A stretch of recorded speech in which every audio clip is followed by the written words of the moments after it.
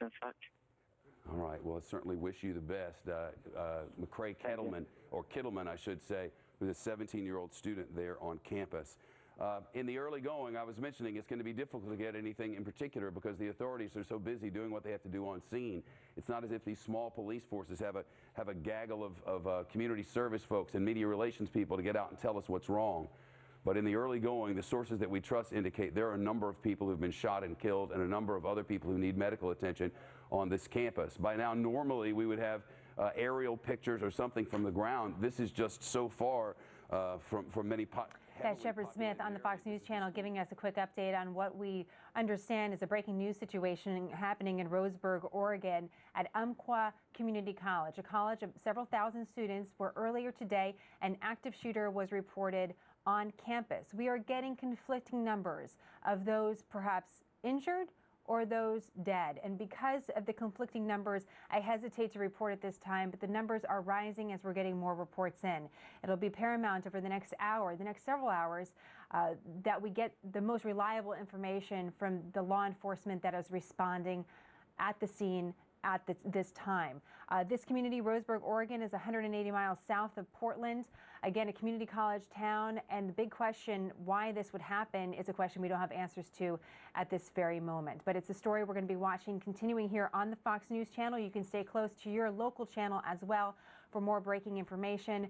But right now, the Umpqua Community College in Roseburg, Oregon, 180 miles south of Portland, continues to be on lockdown. We do understand by local law enforcement that the shooter, the alleged shooter in all of this, is no longer an issue. What that means, we don't know. We don't know if that means law enforcement was able to arrest the individual. We don't know if the individual has survived. So these are some questions that we're going to continue to work through as the next several hours continue. But the big news of the day, an active shooter at Oregon Community College, reports of multiple deaths, multiple injuries, and these are numbers we're going to work to firm up over the next several hours here on the Fox News Channel and on this local network. I'm Jenna Lee in New York. This has been the Fox News Special Report.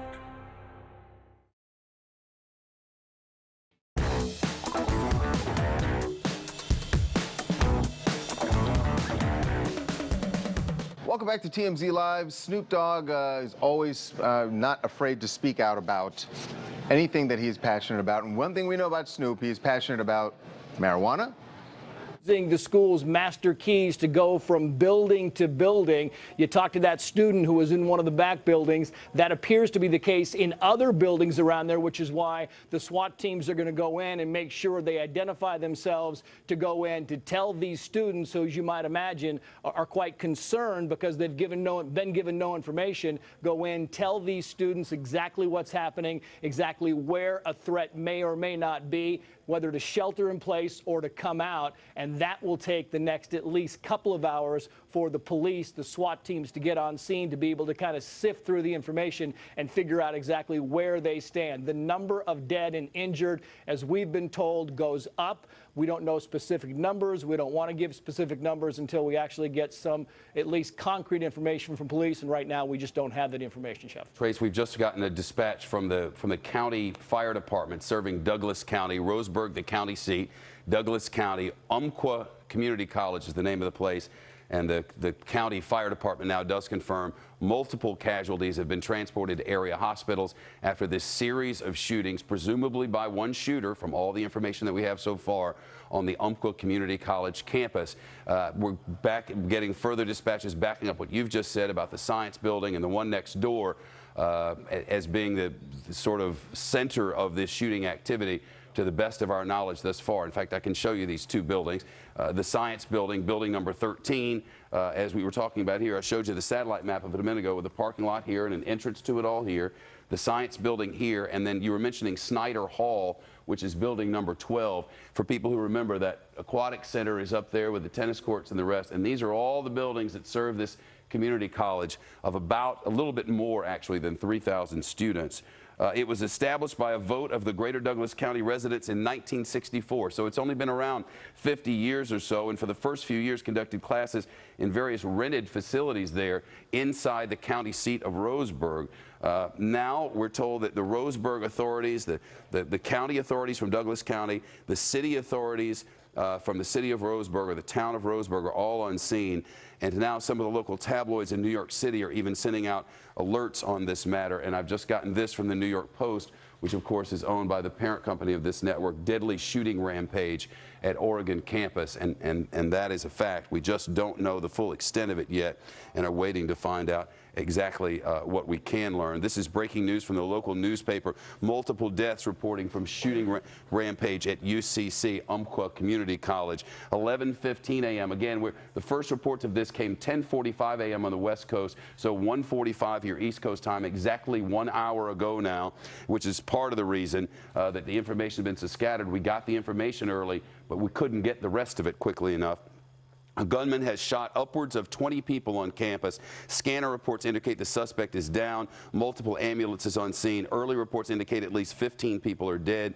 Students reporting on social media that they are trapped inside classrooms. And we spoke with one just a short time ago. Trapped might not be the right word to use, but at least sheltering in place. As from what we've been able to determine, it appears that the shooter is down, and from all the information that we have, there are no reports of another shooter. 11:20 a.m. So just about a short time ago, police were clearing the science building, as we reported. A photographer returned from Mercy Medical Center where they'd witnessed multiple ambulances bringing in patients. We told you a moment ago about Mercy Medical Center and how that would be the spot, most likely, where anyone who had been injured would be taken. At first reporting from that hospital, they hadn't yet received anyone, but now firsthand reports that certainly people have been taken. A reporter at UCC Umpqua Community College describes the scene there as pure chaos. Again, this is according to the reporting of a newspaper serving Roseburg and Douglas County, NR Today. The latest dispatch came at 11:39 a.m. local time, so just a few minutes ago. Jared Norman, who's a nursing student there, said he heard shots and that everyone was running. He is locked down in the cafeteria with 50 other students, he reports right now. They have heard that there's been a shooting, but they can't know exactly what's going on. Going to get over here and find this cafeteria for you. They lay out what all the buildings are here, and as far as I can see, if there's one labeled cafeteria, I simply don't see it. Technology Center, Phys Ed, Fine Arts, Auditorium, Educational Skills, Administration, Campus Center. Could very well be in the Campus Center for all I know, at least. But what we are sure of is students are sort of sheltering in place in multiple buildings, as our reporters and those for other organizations have been talking to them for the last few minutes. Some local coverage now coming to us from KEVI television, KEZI in Oregon. That's our network news service affiliate there. Let's listen. Happening at Umpqua Community College. Sarah Madison, we are going to check back with you, so be ready for that call, because we're going to want to know exactly what the police are saying as soon as they say it about this situation. Sarah Madison, a reporter from KEZI, she was telling us, Angelica, that she was seeing multiple ambulances, that she saw a student bloodied, school buses going in. Again, the school on lockdown, police going door to door, room to room, trying to confirm that indeed this shooter is down, as we're hearing from most official sources down there. And we're hearing from other reporters, TV and newspaper reporters who are sharing their information. RT reporters they just mentioned have confirmed some other information for us along the way. One is that this incident did begin at Snyder Hall, building number 12. And if you remember, there were said to be victims from the science building as well. So the best information that we have at this moment, just about an hour after the first reports of this horrible shooting rampage have come in from this small community college in Oregon, that it started here in Snyder Hall, a general academics building, and then continued, we're told, next door in the science building. We've gotten reports of students sort of holed up, if you will, waiting for police instructions and instructions from other authorities in different buildings all over this campus. This is the UCC Umpqua Community College guide as put on their website today, right next to the Southern Oregon Wine Institute, the athletic facilities. This is about the extent of the information that we have from this place. Waiting still for a police report, which we're expecting to come at any moment now. The latest that we have here from Associated Press, multiple casualties occurred today at a shooting at a community college in southwestern Oregon. According to authorities, the local fire district, as I quoted just a moment ago, has advised people to stay away from this community college, which is about 180 miles south of Portland, and later tweeted that there are multiple casualties but didn't elaborate. As I've reported, there are about 3,000 students there. I told our information specialist explained that their website is down at the moment, and a phone message left at the school by Associated Press was not surprisingly left unreturned. Extremely concerning and sad, said Andy Hartigan, who's a spokeswoman for the Oregon Higher Education Coordinating Commission, which is basically the board which governs community college for that region. So the best information that we have is we're expecting something from police at any moment, but a horrible scene at Umpqua Community College in southwestern Oregon, where the early reports indicated that a historic and horrifying tragedy has taken place on that campus, and that Umpqua Community College is one with which we'll all be familiar in the hours, days, months, and years ahead if the early reporting is true. An unthinkable human tragedy has taken place.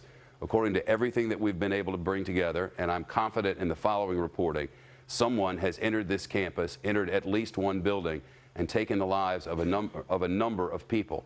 Whether they are students, faculty members, or otherwise remains to be seen, but all reporting indicates a number of people have been killed here. The high end of the reporting on this matter, as many as 15. The authorities have confirmed that the shooter is no longer able to cause chaos or harm to anyone, and there's nothing to indicate that there are any other shooters or otherwise violent people in the mix here. They've asked the students to lock down in place and just stay where you are. Students who got that word less than an hour ago haven't received any updates, so understandably they're just staying put. As for updates from authorities, they've been hard to come by. The only way this has been described to us is a sad scene of chaos, with people trying to get the injured to hospitals, with authorities on scene, initially making sure that there were no more shooters involved, and now trying to figure out who's alive, who's dead, and how to get those who are struggling to hospitals where they can get some sort of care. We were expecting to hear from cops just in the last few minutes, but I'm quite confident that they've been busy with other matters. The local reporting has come to us from RT Today, the local newspaper, and some local television stations, which frankly aren't based there in Roseburg, but have sent their reporters and producers and otherwise to this area to cover this breaking news. When you're 180 miles from Portland, which would be, of course, the largest city around, they're not as far away from Eugene, but certainly just getting there and getting information to people from that area is something that's been very difficult to do. The latest we have now, this from USA Today, 20 injured, at least 20 injured. One shooter opening fire at Umpqua Community College in southern Oregon, injured as many as 20 before he was downed, quoting a Douglas County official. KATU television is reporting that Oregon State Police say there were multiple fatalities, but that couldn't be immediately confirmed. A county commissioner there, a man named Chris Boyce, has told a local television station, WAGA-TV. Again, this is from a county commissioner named Chris Boyce. He has reported to local television stations that 15 to 20 people were injured in this melee, including one woman shot in the chest. Again, this is from the reporting of USA Today newspaper. Boyce, the county commissioner, says that the shooter was, and I quote, brought down, unquote, according to KGW reporter Tim Gordon.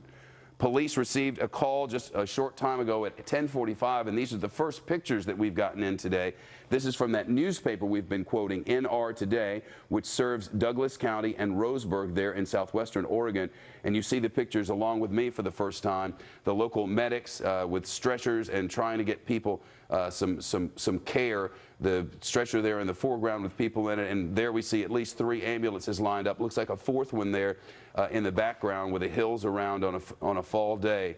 And you can imagine this community college of about 3,000 people, probably one very much like the one in your community, serving kids in the region, going in for another normal day of class in Oregon, when suddenly somebody opened fire in one of the buildings there on campus, building number 12, and then moved on to the science building, according to the best of our reporting, and has taken the lives of a number of people and injured, it appears, many more. One thing we are assured today that multiple people have died What's unclear to us is the actual numbers or what the circumstances surrounding this were. It's so easy to jump to conclusions if you choose to. Maybe a disgruntled student, maybe someone with other nefarious ideas. But since we don't have any information to indicate what the reason for this was or even specifics of how it happened, we'll save that for reporting later in the day.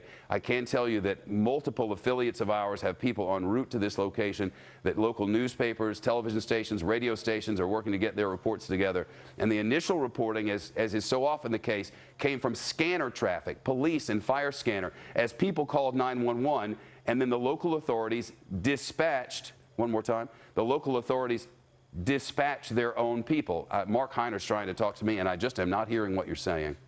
Lightning bolt. That means check the Associated Press wires, because there's something new that's just come in. Douglas County Board Assistant says preliminary reports indicate, and again, this is from the County Board Assistant, and we've just gotten word from the first authority to confirm at least 15 people are reported dead in a campus massacre that has taken place this morning in the tiny town of Roseburg, Oregon, right along the 5 freeway in the southwestern corner of the state of Oregon. Continuing the reading, Douglas County Board Assistant says preliminary reports indicate at least 15 people are dead after Oregon Community College rampage. Again, here is the location, and of this I'm sure in the next few minutes and in the hours ahead we'll begin to get the details on all of this. We'll begin to learn who this person was, what this person's beef was, why it is that these lives were forever changed. But at this moment we have but these pictures of first responders who have arrived to try to bring peace to the chaos. And in so many cases, this is the beginning of all we see.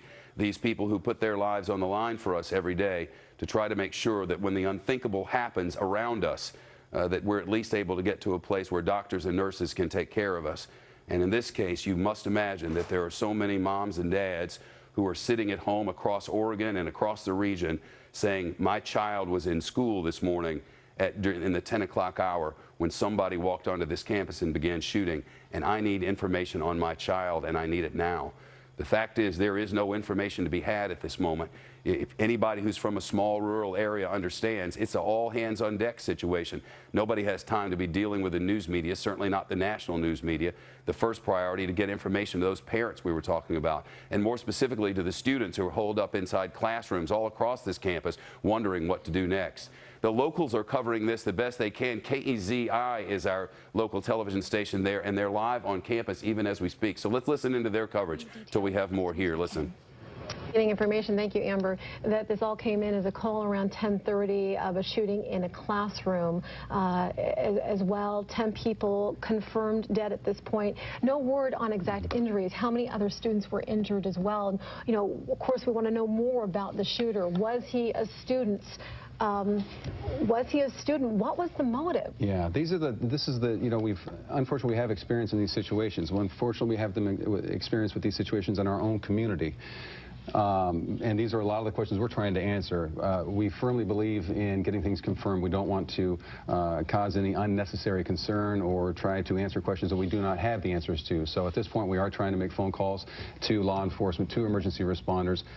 But we also need to understand that they have a job to do, and their job right now is to respond to this emergency first, not necessarily talk to the media. So we all need to be patient. We're doing our best. We're trying to gather information, and as you mentioned, there is a press conference coming up shortly, and we are efforting to bring that press conference to you live. And if we're able to get that news conference for you live, we will as well. Our thanks to KEZI for their local reporting and their correspondent there on scene. And we'll be watching that here, and should they go back to the campus for a live report, we'll dip into that so you can hear. It's an ABC station there in our network news service affiliate, and we thank them for the information. As horrible as it is, KEZI confirming locally that at least 10 people have been shot and killed at Umpqua Community College. You see the buildings on the right-hand side of the monster wall there, and John will zoom in on it for us. You see Snyder Hall there on the left and the Science Building on the right. It's every bit of information that we have suggests to us that whoever this shooter was, whatever his intention may have been, he went into Snyder Hall and began shooting, not randomly in the halls, it's our understanding now,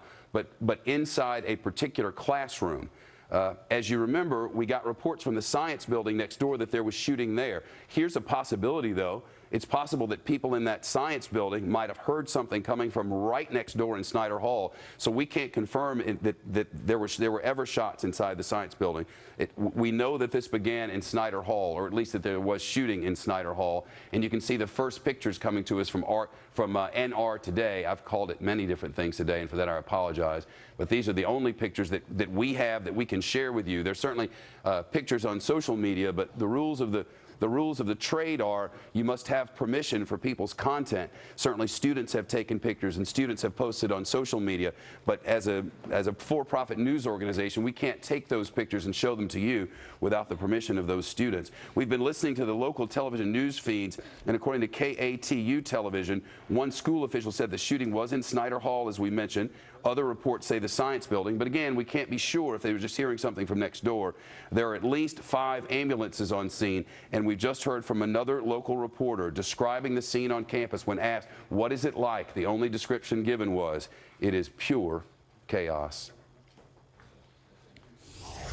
It's 3 o'clock on the East Coast, noon on the West Coast, and at this tiny school of Umpqua Community College in Roseburg, Oregon, where a tragedy has occurred and a campus shooting has taken place, and the authorities confirm now at least 10 people are dead at Umpqua Community College, and a number of other people are injured and have been transported to local hospitals after a shooting rampage happened this morning on campus. The best of the information that we have together is for you as follows. Sometime between 10:30 and 10:45 Pacific Daylight Time this morning, a lone gunman entered the campus of Umpqua Community College, made his way in one way or another to Snyder Hall, an academic building as seen here on the map. Made his way into Snyder Hall, went into a classroom and began shooting. We do not know whether anyone in that classroom was targeted. We do not have any information about who was hit. We don't know whether the shooter then left that classroom and proceeded to others, and whether he moved next door to the science building, as has been suggested by some social media and other authorities. We just don't yet have that confirmed. I can tell you we're getting new information that's just shown up to us through Associated Press. Oregon shooting, actually this is from Associated Press, and we now have an official confirmation from the Douglas County Board official. A Douglas County Board official has just told the Reuters news agency that at least 15 people have been shot and killed at Umpqua Community College this morning. It's less than 20, but I don't have an exact number, the county commissioner's office assistant said, who declined to be named. 20 people wounded and at least 15 people killed at Umpqua Community College this morning. Police lieutenant has confirmed, Lieutenant Bill Fugas has just confirmed to Fox News that at least 7 people are dead and 20 people are hurt. And this is the reason that I am just never confident with reporting news numbers in the early going of matters like this, because the truth is different officials who are qualified to speak as authorities give different numbers and different accounts. Not because anyone wants to be inaccurate, but because when something so incredible and unthinkable has happened, not somewhere on the other side of the country, but right there in front of your eyes, it's just impossible to process. So we have 2 different official reports coming in at exactly the same time. Oregon State Police Lieutenant Bill Fugate tells KATU television at least 7 are dead and at least 20 hurt in this college student shooting, and yet a Douglas County Board official has now said the death toll is much higher. Either way, the shooter is reported to be down. We do not know how that happened, but we can tell you that the shooter in one way or another became incapacitated. I suppose it's entirely possible that the authorities took this person into custody. It's also possible that the authorities or someone else took this person down. The first reports came to authorities by 911 calls, and the local sheriff's department along with the local fire department arrived. The town is Roseburg. The county officials were there as well. The campus with about 3,000 students there, and a normal day for campus activities, kids and teachers in classes and going about their normal business. As you can see, south of Salem and in what would amount to the western edge of the state in the southwest quadrant. We monitor this state from our West Coast News Hub and a number of different newsrooms on that coast, but the hub of it all is our Los Angeles newsroom, where Trace Gallagher is gathering local information. Trace, what do you have? And Just to give you a better idea, Shep, of the lay of the land there, while we've got this picture up, you can see Snyder Hall. That is number 12. Building number 12 is Snyder Hall. The building next to it is the Science Building, which you were just talking about. Our information is that the majority of the shooting happened in or around Snyder Hall. We believe it began in a classroom. We don't know if it spilled to the outside or not. The Science Building, our understanding now is, has been cleared. We don't know if it was a SWAT team that cleared it, but that building has been cleared. Again, it's unclear if there were injuries or any shooting victims in or around the Science Building, but for the time being, our information is the Science Building has been cleared, and the building next to it, which is building number, we know the name, it's Wayne Hall. Wayne Hall has also been cleared. So if you look at the cluster of buildings there, they're also telling us that an octagonal building, they do not know the name or the number, has also been cleared. So around Snyder Hall, which we believe is the focus of the shooting, the buildings surrounding it have now been cleared. We know the shooter is down. We're staying away from the death toll numbers because we're getting various accounts. We can tell you, though, that we believe 11 patients have been transported. One person has been taken by life flight from the junior college, and one person at last check was still waiting to be taken to life flight. So that gives us 13 patients being transported to hospitals. The main medical center in Roseburg, population about 21,000, is Mercy Medical Center. We have got a call into Mercy Medical Center. They have not yet called us back. As you might imagine, they are running about as hectic a day as the police, the fire department, ambulances. Our information is they have called off all the ambulances, so no more medical facilities are needed or medical resources are needed to the junior college. We have been told that school buses have been brought onto the junior college. As we all know, as a rule, school buses aren't needed for junior college, so the theory there is they're going to use the buses to take away students. You, in the last hour, Shep, talked to a student who was holed up in the back of one of the other buildings and had been given no information.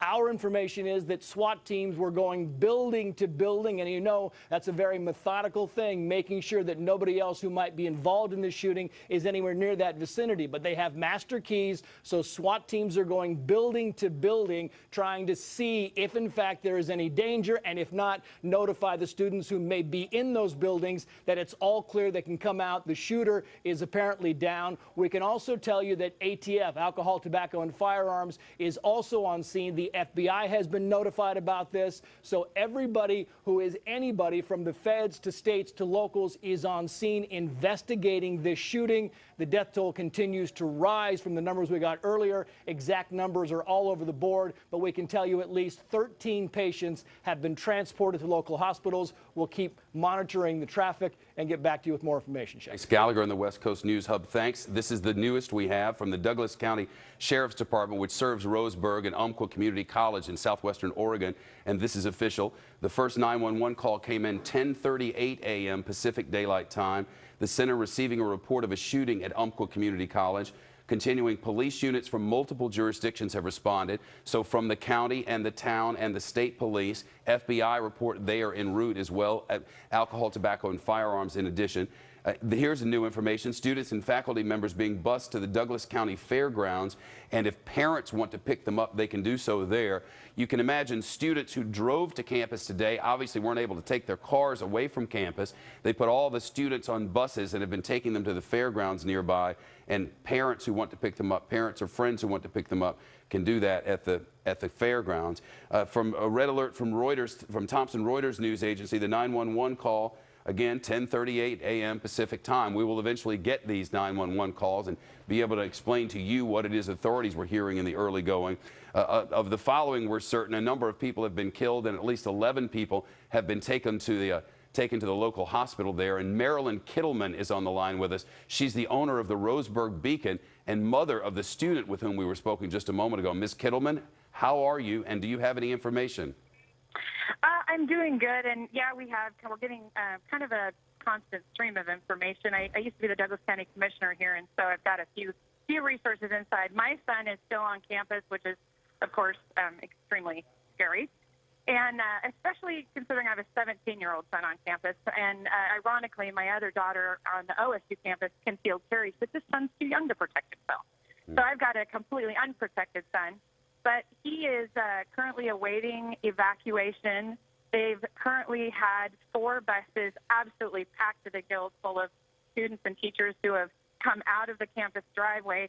And I don't know if you're aware, but OSP, the Oregon State Patrol, actually has their offices at the end of the driveway where you go into OSU. So they were very close and very quick to respond. And so, you know, there's a lot going on here. I also got to talk to one young lady who was in a classroom, and she literally ran from the campus. We talked to her at the end of the road, which is probably 3/4 of a mile long. She was crying and said she wasn't waiting around to be rescued. She was leaving.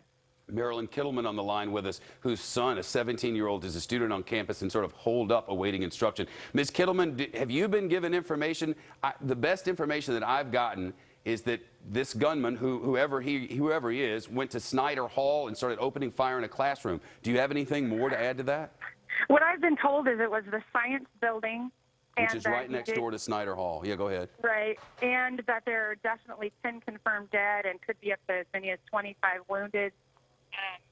But I don't have anything more than that. We know it wasn't in the history building. And my son also took note of the fact that he said, you know, Mom, it's really curious. No sounds of shooting. He said that they're using suppressors. He's very aware of firearms. He's a shooter. And he said no noise, no shooting, no nothing. He said it's pretty hard to believe that there were up to 30 rounds shot, which is what we've heard. I'm sure that at some point we're going to be able to get the details on that, Ms. Kittleman. I wonder if your son, or anyway, as a former county commissioner and one who's used to making statements of these kinds, have you gotten any information about what kind of person this was? A young person, an old person, anything? No, nothing. And the other thing that's gone around, and I have not heard it from an official source, but again, my son said they were speculating. There's been a lot of texting going back on with students, and we know some veterans who are on campus, and they've been texting. There's quite a rumor about this maybe being not one person, but you know how things go, and that's not confirmed at this point, but they're definitely looking for a second person in case. Well, my understanding from authorities is that they believe the person who did the firing is the only one who's caused any trouble, and now, as a matter of standard procedure, they're checking to see if anybody else had information or in any way was in cahoots. But at this moment, we have no reason to believe that authorities think anyone who's there is in any danger now, that this person has been taken out. Well, that's just according to authorities. I have no way of knowing. But I wonder if you know if this person said anything or what this person's actions were. Clearly, some of the people who were in the room where the shooting happened escaped, thankfully. Have not been able to hear from anyone who was in the classroom. And I would be very, very surprised if there's a single person in that classroom that has been made accessible to the public or to the media. Oh, hang on, I have an update. Again, Marilyn They Kittleman said they with us. believe there is a rioter that may be hiding in a car on campus, and that's the reason they're evacuating campus right now. And who did we get that from? A credible source? From a student on campus again. So I don't again, know what a rioter is. Well, me either. I don't know, but that's supposedly, you know, again, it's all hearsay at this point. But back to your question, I doubt seriously that anyone in that room has been made available to make a statement. I'm sure they're either in the hospital or not. Marilyn Kittleman, who's the owner of the Roseburg Beacon and the mother of the young man with whom we spoke just a short time ago, McCrae Kittleman. Ms. Kittleman, the best to you and your family. I know there are difficult days ahead. Thank you very much. I appreciate it. Waiting for the first official on-camera or otherwise information dissemination exercise from authorities.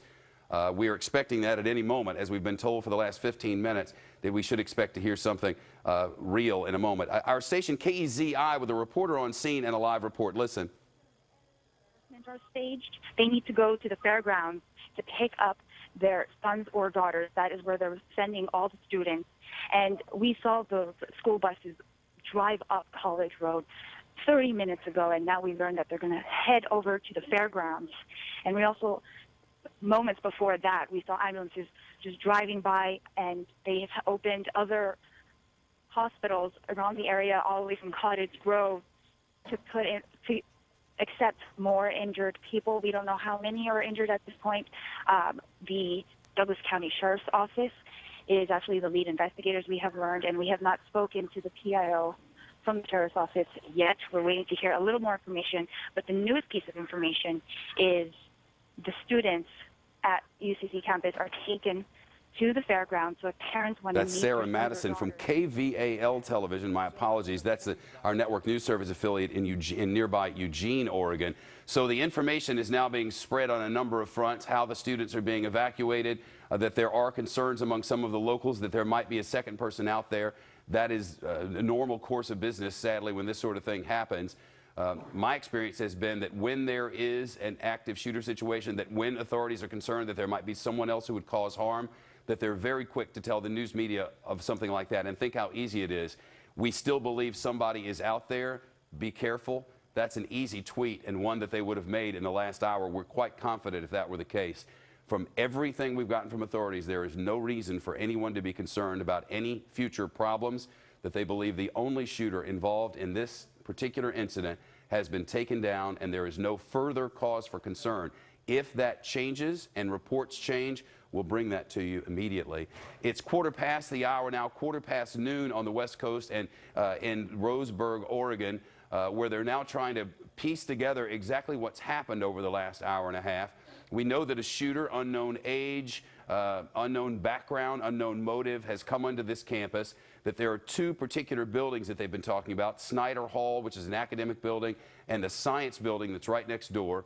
There was a shooting in either one or both of those buildings inside at least one classroom there, and that a number of people have been shot and killed, and that a number of people have been taken to local hospitals with varying injuries, including gunshot wounds. The local authorities do confirm that they have no need for further assistance, which suggests to us that they believe they have the situation contained and under control. Students are being evacuated, most being taken by buses to a nearby fairgrounds, and now everyone on scene trying to figure out what happened and why. Trace Gallagher in our West Coast News Hub still watching. We have a number of local affiliates there and lots of reporters on the ground. And Trace, they're having a very hard time getting clarity here.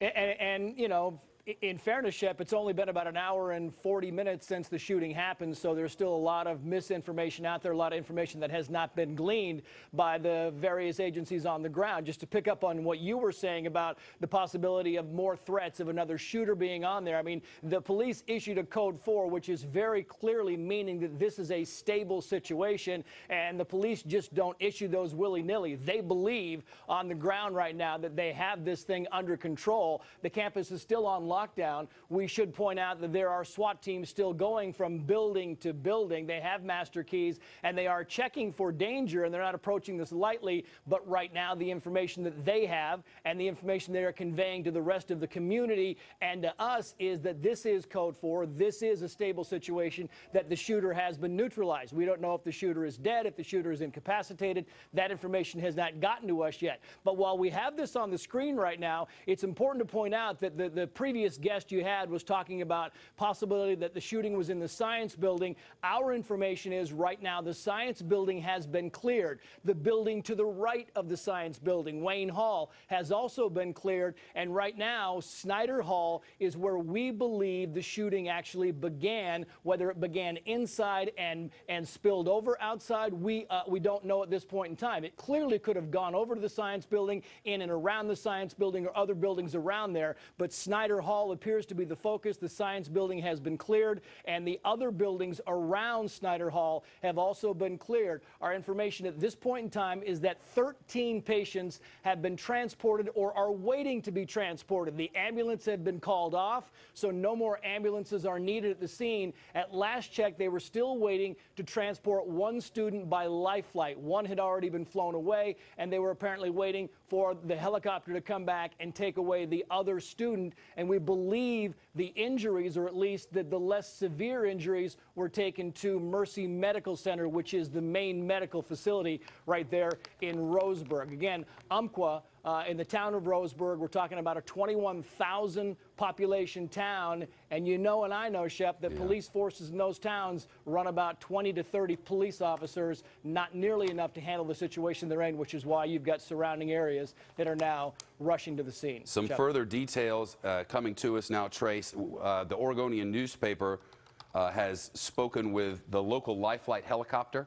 Life Flight has sent 6 choppers to Umpqua Community College. And now we've talked with Sacred Heart Hospital, which I'm told is a level 1 trauma center in Eugene, Oregon. Level 1 trauma centers scattered across all population areas across the country. If you are in very bad shape, you go to a level 1 trauma center. There they have the facilities to handle your situation quickly and efficiently, because time is of the essence with severe gunshot wounds. They're now told to expect 2 patients, one in Eugene with a gunshot to the back, one with a gunshot to the chest. Again, 6 life flight helicopters have been sent there, and our understanding is that Sacred Heart, which is in Eugene, is expecting 2 of those patients. The rest, as you mentioned, going to Mercy Medical Center. The Oregonian newspaper has been covering this, and quite well.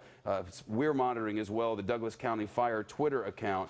And the numbers are frankly all over the place. If you were to flip around the dial or look over the internet, you'd see the number of dead and injured just varying all over the place. And part of the reason for that is there's been no central reporting agency to come forward to tell the local people there what's happened specifically in their community. We've gotten word from a county supervisor who's given one set of statistics. We've gotten word from an assistant at the fire department who's given another set of statistics. But unless and until we get something specific from the agency in charge on the ground, we're going to hold off on numbers, and suffice it to say, a number of people have been killed and a number of people have been injured in this shooting rampage on campus. Depending on which authorities you believe, the suspect has either been taken down, which normally means tackled and incapacitated, or in some cases shot, or the suspect has been taken into custody. There is credible reporting from multiple agencies of those 2 scenarios, but all of them seem to agree on the following. The only wanted shooter is no longer able to shoot, and authorities have the situation under control. Frankly, no matter how quickly it happened today, it wasn't quickly enough, as whoever this shooter is, according to multiple reports, was able to fire off something in the range of 30 rounds, is what witnesses are telling us. A number of witnesses now reporting as many as 75 emergency vehicles on scene, and by that I mean police cars and fire department and medics and the rest. Again, a town of 21,000, a campus of but 3,000, swarmed now with authorities. We know the Life Flight Helicopter Agency there has told the Oregonian newspaper out of Eugene that 6 choppers have been sent in to try to assist. And now they tell us everyone who needs assistance has gotten assistance, and that now it's a matter of sorting out exactly what's happened, who this person is who did it, and probably at some point during the investigation, why this person thought it necessary to go on a shooting rampage on this campus this morning. This is that period where we watch the local news television stations, and one which we've been watching throughout the day is KVAL television out of Eugene, where they have a correspondent on scene, or a reporter on scene, Sarah Madison. Listen into KVAL for just a moment. Campus, just a beautiful campus, and the kids just getting back to school. Now these shootings, which just so tragic, and with 7 to 10 people losing their lives this morning. That is the number confirmed now. We have had one short press briefing near the state police office, essentially in the parking lot where they have put the press and the media, and we expect that we will be getting more information this afternoon in the form of a news conference. Now, the latest news in terms of the students there at the college, school buses were taken onto the campus where they loaded the students, and they are being taken to the Douglas County Fairgrounds, which down I-5 is just a few miles really, just south there of Roseburg, and that's where they will be reunited with their family and their friends at the Douglas County Fairgrounds. The local hospital, you know, that is just a very busy place right now, and we were told by our reporters, Kristen Goodwillie and Sarah Madison, who've been following this near Umpqua Community College since it all started. They are telling us that the number of people is just amazing who have been up there, and of course parents with all of that concern. And indeed it is, and our thanks to KVAL television as they're working to cover a tragedy which has happened in their own community. Their local representative is a man named Jeff Cruz, a Republican from Oregon's 1st District, which includes Roseburg. Senator Cruz is in the area at this moment and is on the live line with us. Senator, to you and all of those in your district, our heartfelt sorrows this afternoon. I wonder if you have any details for our viewers, as information is so hard to come by. It is, and quite honestly, it was my choice to stay away from the college. This is a situation where the less number of people interfering with the experts who are doing the work, the better off. So, but what I have heard at this point is the death toll is somewhere in the neighborhood of 15 to 17, about 20 injured, and the last report I heard was it's no longer an active shooting situation, that the shooter is in custody. So, and so at this point in time, basically what's going on out there is they are checking all of the other buildings on the campus and trying to get everybody off campus to a safe spot. Senator Jeff Cruz of Oregon's 1st District, which includes Roseburg, where this massacre has taken place. New video now for our viewers. Senator Cruz, 15 to 17 people dead, according to your information, as many as 20 injured. Do you have, Senator, do you have any information about this shooter, where he shot or who he is? No, well, supposedly the shooting took place in the science building at the college, and at this point, and I think appropriately so, law enforcement is not releasing any of that information because, quite honestly, you don't want to put out misinformation. So at this point, I know there's going to be a press conference held relatively soon by the state police and the county sheriff, but I would expect that sort of information probably won't be coming out probably for a while until they have a chance to do all the research. Forgive me for interrupting. Please don't leave us. This just in from official. This is the first official word that we have gotten from the spokesman for the sheriff's department. In this case, the spokeswoman has just confirmed to Fox News and others there is no more threat from the shooting at Southwest Oregon Community College. We've heard it repeatedly and we've reported it, but that's the first official information we've gotten, and it's the best news of the day. Senator, do you have any information about whether this happened in one classroom or multiple?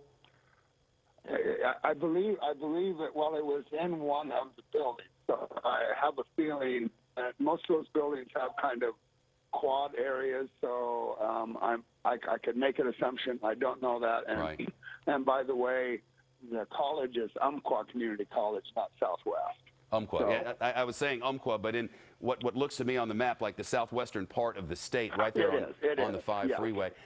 Has anyone characterized this to you, Senator Cruz, as a student, someone older, someone younger, anything?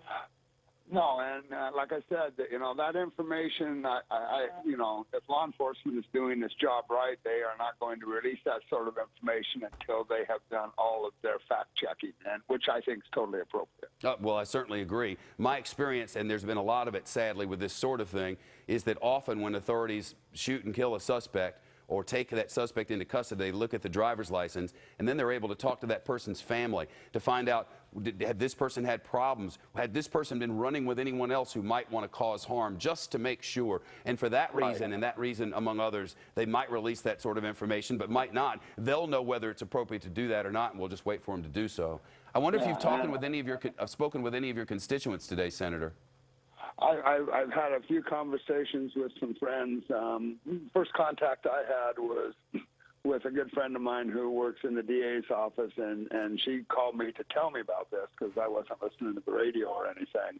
And I have had some conversations at this point in time. Quite honestly, the community is in total shock at this point, and I don't think anybody has formed anything yet. So.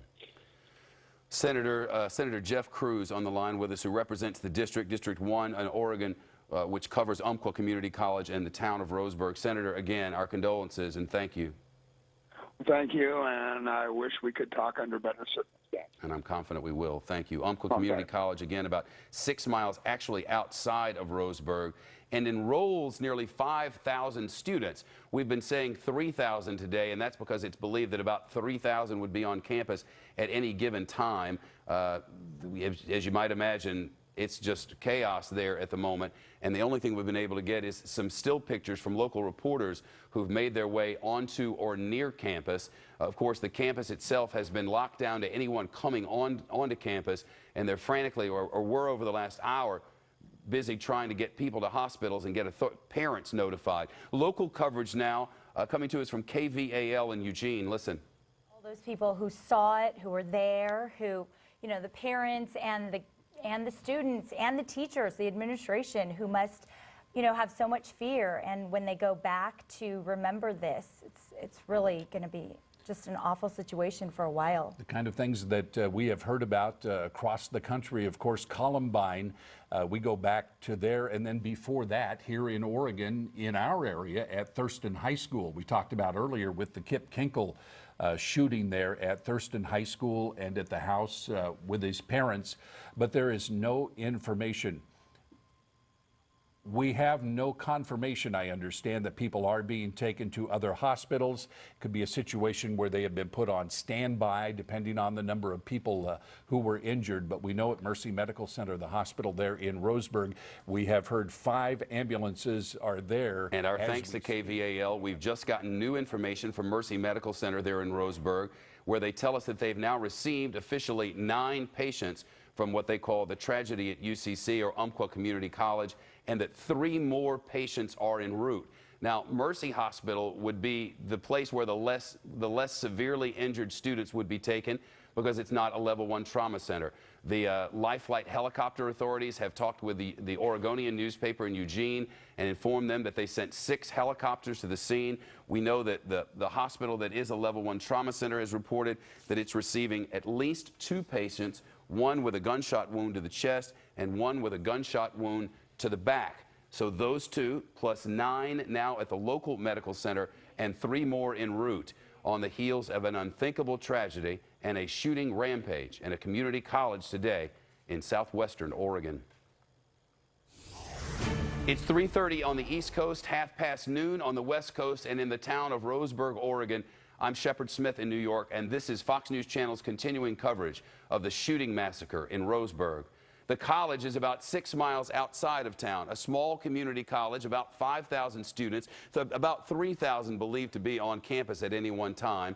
Today, the best of the reporting is that students are now being bused to the fairgrounds nearby after evacuating from buildings on campus and getting word officially from authorities that there is no more concern that the shooter has been incapacitated. On your screen, you see the 2 buildings that have been of particular note today, Snyder Hall and the Science Building, which doesn't have a name but is right next door, buildings 12 and 13 on campus. It's Snyder Hall where we're told by multiple accounts that the shooter entered, went into a classroom and began firing. The numbers of dead are all over the place today. The most recent information we've gotten is from the state senator for the 1st District of Oregon, Jeff Cruz, who reported to us that the best of his information was some 15 to 17 people killed and as many as 20 injured. But there are reports officially from authorities of at least 7 dead. So the fact is they have such a scene that has been so traumatic and so chaotic, as described to us by multiple witnesses, so chaotic that they're working to figure out exactly what's happened there before giving us official reports. And until we have those, we're going to steer clear of that information, except what we've brought you already. We don't have anything on a motive. We don't know the identity of those people who have been injured or killed, and we don't know anything whether they were students, faculty members, or staff, or visitors on campus for that matter. We've been relying on the reporting of the local newspaper, and in addition, KVAL television out of Eugene and KEZI television, and we thank them, who have been reporting with reporters on campus today and said that the lockdown continues. There's no reason for anybody to be concerned about any future mayhem, if you will. Whether they have the identity of this shooter there in Roseburg, Oregon today remains to be seen, but we've been led to believe over the last few minutes that a police news conference with the pertinent information will be coming shortly. We've been watching this from multiple newsrooms today, including from our West Coast News hub in Los Angeles, where Trace Gallagher is bringing together new information. Trace? I think it's important to point out, Shep, that you talked to a guest earlier who said that there were no gunshots that were heard from where he was in his vantage point. He was hidden with some people in the back of another building. We have now heard from a couple of other students who say they clearly heard multiple gunshots. There was concern that the shooter might have used some kind of silencing device, suppression device. Well, now we know from a couple of different students that, in fact, they did hear multiple gunshots on campus, as we know, and had been reporting Umpqua Community Community College is a gun-free zone. And we now, as the bottom of your screen tells you, know that K-9 units are going out there. And if you've covered these things, again, you know that standard operating procedure is that you take these dogs out there, you take the ATF and the bomb squad out there to check to see if there is any other kind of nefarious device that might be out there. You go back to the Aurora shooting, and you go back to various other theater shootings that we have seen where the shooter tried to back him up or tried to set some other devices in other places. So the dogs are on campus just to simply make sure that there are no other threatening devices or ammunition that's been left on campus by the shooter. We believe the shooter is now in custody. We do not know if he was wounded. We do not know what his status is right now, except that they have cleared the building that was next to where the shooting happened. They have also cleared the buildings around Snyder Hall, and Snyder Hall appears to be the very focus of where the shooting happened. We've been told it happened in a classroom and then it may have spilled outside, but again, those details are very uncertain. As you reported, Shep, 6 Life Flight helicopters have taken students away. We do not know if 6 were life flighted. All we can say is that the 6 helicopters were actually sent to the scene. Our information is that only 2 students were taken by life flight and that at least 6 students were taken to a local hospital, Mercy Medical Center, which is the main medical facility there in Roseburg, and at least 5 other students were taken to nearby hospitals or the closest trauma centers nearby. So that gives us at least 13 or 14 students transported. The death toll, as you say, all across the board, anywhere from 7 to 15. Our latest source gave us the 10 number, 10 dead. So again, the death toll right now has not been confirmed by anybody on scene. Shep. It hasn't. And Trace, I'll tell you that back here at headquarters, we're monitoring the reporting of 6 different television stations, plus newspapers and local radio stations, and just about everyone has different numbers. And frankly, at this moment, the numbers are less important than the larger facts, which are that the shooter, whoever he was, has been incapacitated, and that authorities are now trying to figure out who, what, when, where, and why. That the hunting down of active shooters, that part is over. Now it's a matter of tending to the injured. We don't know that a total of 12 now people have been taken to the local hospital. We don't know that they were all shot, because in many cases the attempt to escape such a scene is dangerous in and of itself. But we do know that the local hospital there, Mercy Hospital, has received now 9 patients plus 3 en route. In fact, we believe that those 3 have arrived. If any of those are life-threatening, we don't know about it. The initial reporting was that 6 people were believed to be critical, but we know that the local trauma center received but 2 patients. Again, the shooting happened about 10:45 this morning Pacific time, 1:45 here on the East Coast, so now approaching 2 hours ago. And though the authorities have released some information, the most important of which came from the local fire department and emergency response teams, and that was the first official word we had, that there is no longer a reason to fear this shooter, that in one way or the other, the shooter is no longer able to shoot. Depending on which news agencies you believe and which reporting of trusted reporters, it's just the information isn't clear. Either this person has been taken into custody, subdued and taken into custody, or as some other reports put it, taken out. The live pictures from the scene are coming in, or this is some recent video from an intersection not too far from the campus. They're keeping people back, understandably, as the authorities work. They have an enormous crime scene. We're not sure exactly how far it spreads, but we know the crime scene is at least across one classroom building and that they have multiple victims, and that is complicating for authorities as they try to gather forensics and make sure that they have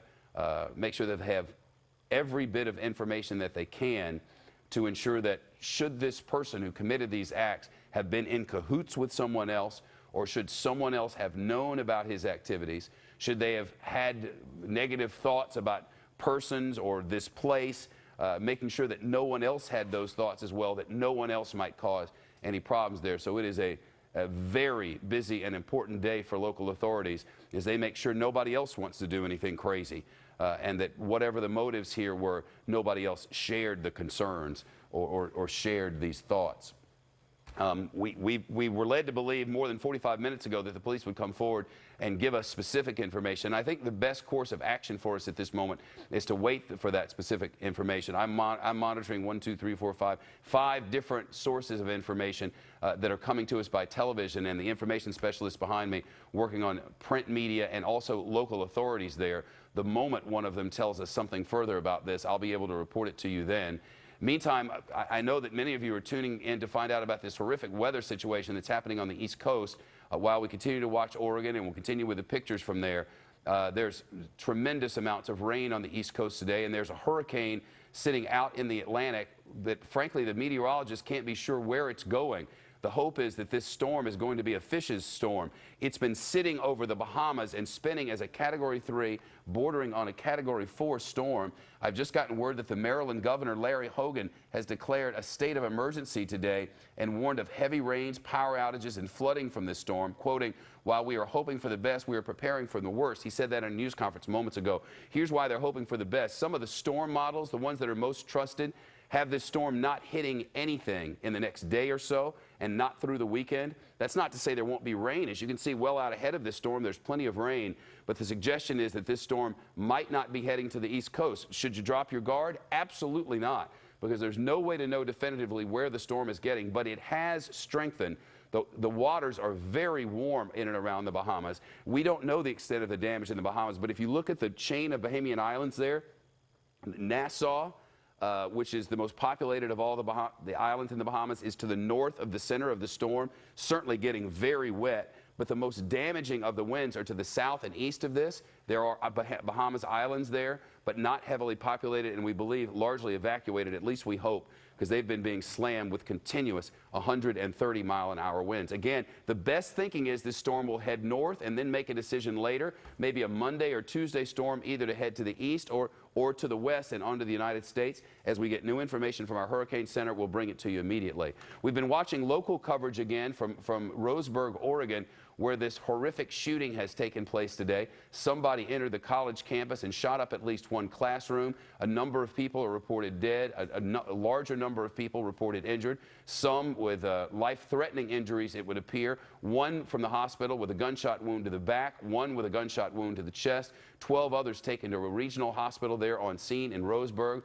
Umpqua Community College on lockdown, students being transferred to a nearby fairgrounds for parents and friends to pick them up, and authorities working the scene there on campus as 6 Life Flight helicopters have arrived on campus at one time or another. Ambulances have taken people away, and witnesses have reported at least 75 emergency vehicles of one kind or another on this small campus in Roseburg, Oregon. Local coverage continues. Let's listen. Take classes to get their skills up to speed in computer skills, in doing things that they have not been doing for at all. Right. And it is a very important part of the educational system here in Oregon. That disrupted this morning, and if you are just tuning in, we are continuing our coverage from Roseburg, where Umpqua Community College was put into lockdown after shots were fired at Snyder Hall. The first reports at 10:38 this morning. Now, this map shows you where Umpqua Community College is. And our thanks to KVAL. Let's switch over to one of our other stations, KPTV, with new information. Listen. So Umpqua Community College is actually 6 miles outside of Roseburg. Is that right? So yeah, it's a couple miles north of Roseburg, just off of I-5 at the Winchester exit. Okay, so you are right there where this was happening. Yes. And you know, I can't imagine what it's been like for the people in that part of the community. It's difficult for all of us, and we certainly appreciate you filling us in and trying to paint a picture for us as to what is occurring in the Roseburg area this Stephen, afternoon. thank you very much. We've heard from Washington Senator Maria Cantwell. She says, "My heart breaks for the victims of the senseless Local coverage. This is KPTV. We're monitoring a number of different local stations. Frankly, what we're waiting for is something official from authorities, critical in no way, just frankly hungry for information to find out the degree that we can, how these kids are doing, how these people on this campus who were taken to local hospitals are doing, what authorities have found out about whoever did this, and whether they believe that this was targeted, if this was some sort of domestic situation that happened to spill onto, you know, there are so many scenarios that are possible. Did somebody have a problem with somebody else in their own home today and then took it to the school and it spread? Or was this something bigger that maybe people should know about? We just haven't been able to get that information from authorities yet. We're led to believe that authorities were going to have a news conference at noon there on the West Coast, which would have been about 43 minutes ago. That news conference has clearly been delayed, and the local stations, including KVAL Channel 13, which we've been monitoring, they are sitting and waiting locally as we are on the national level. The best of the reporting has come to us over the phone from the local sheriff's department. The biggest news of the day is the shooting is over. The suspect is incapacitated, and there's no reason for further concern, at least at the moment, at Umpqua Community College. The two people who have been taken by Life Flight helicopter to the Regional Trauma Center in Eugene. We know that one had a gunshot wound to the chest and one to the back, but nothing further, nothing after they had gotten there. Our experience has been if you make it to a regional level 1 trauma center, if you make it there, if your injuries have not taken your life by that point, most often they are able to repair you. That's in personal experience over the past couple of decades, because what they're able to accomplish is really somewhat miraculous. Getting a local report now from Umpqua Community College, from KEZI. Listen. Back and forth, the Douglas County Sheriff's Office. The wrong audio, or actually they lost the audio there. When KEZI gets that reporter back live, they were getting a report by microwave van. And the signal seems to have broken up. They were tracking one audio source and receiving audio from another. So though we could see the reporter, we couldn't hear her.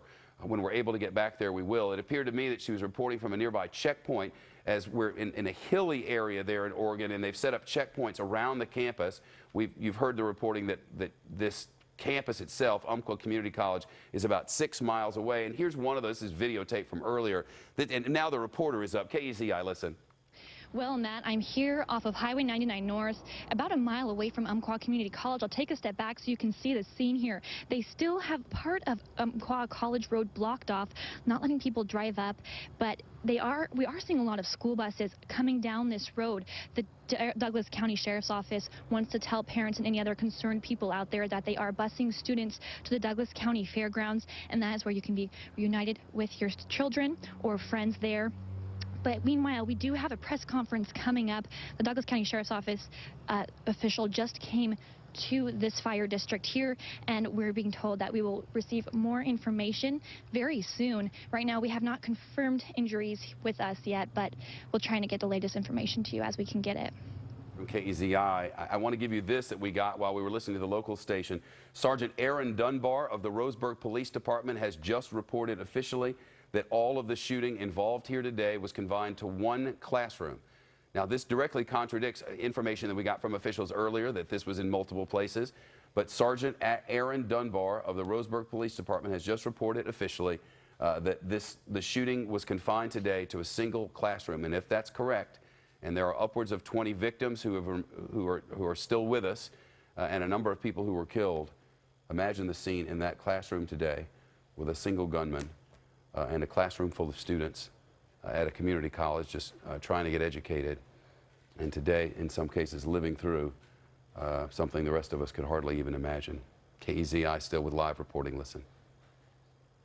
We now have emergency responders from the the Eugene Springfield Fire District now are being asked to be on alert, be ready, and some of their services are being required at Riverbend Hospital, Sacred Heart Medical Center over in Springfield, and that's where many of the injured are being flown to. We have received reports of seeing the helicopters over there. We have a crew there gathering information as we get it as well.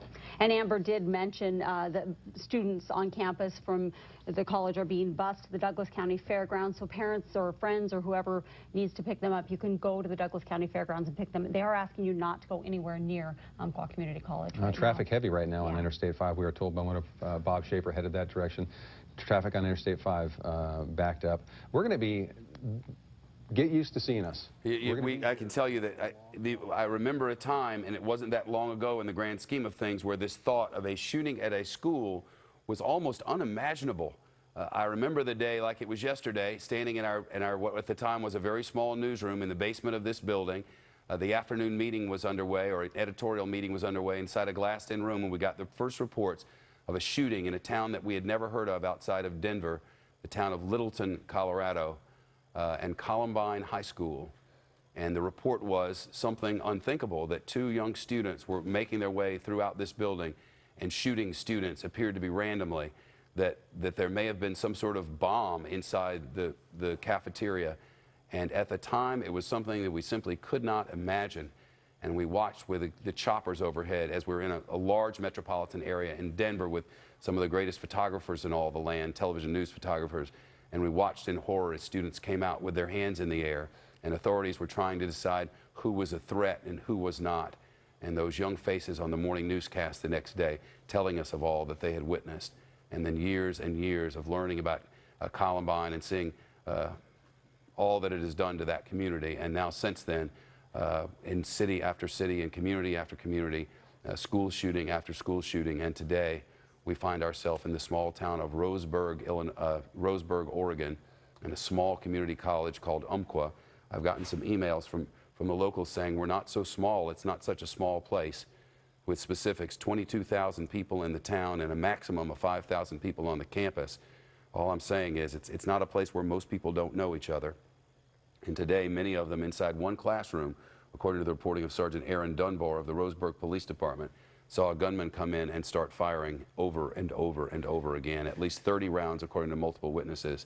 Some of the students inside that classroom have survived and been taken to local area hospitals and regional trauma centers. Others shot and killed in that classroom today. And we're waiting for the first official reporting on camera or otherwise from authorities. So far today, 2 official reports, and they are 1 sentence long.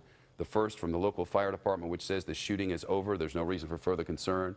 And the second, which we got just moments ago from Sergeant Dunbar of the Roseburg PD, that all of the shooting was confined to 1 classroom. Experience tells me that over time we'll learn that some of the early reporting was wrong, that some of the facts and details were just bigger than the people who saw them and then were reporting them were able to process. Sometimes in the heat of an instance which is just unimaginable prior to actually seeing it, in the heat of all of that, you can't really keep up with what your mind is taking in and then disseminate it, and we'll forgive all of that as we wait to get the details in a news conference that all on scene have promised us should be coming shortly. The local hospitals have been keeping in touch with us as best they can, and most recently we've been told that a regional hospital there in the nearby town of Springfield has received 12 patients.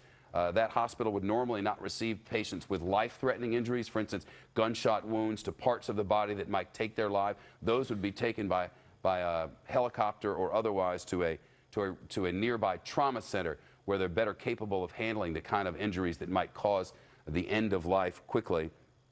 Now from the OregonianLive.com, which has been a great source for us today, a woman named Lori Andrews, who's 57 and lives in nearby Songbird Court across the street from the campus, said she was sitting on her back porch this morning when she heard several shots, and minutes later she said cop car after cop car started flooding the area. Again, this is from OregonLive.com, and I'm quoting, ambulances are still coming in, she said, at 11:45. So that would have been just about an hour ago. Cops are still coming in.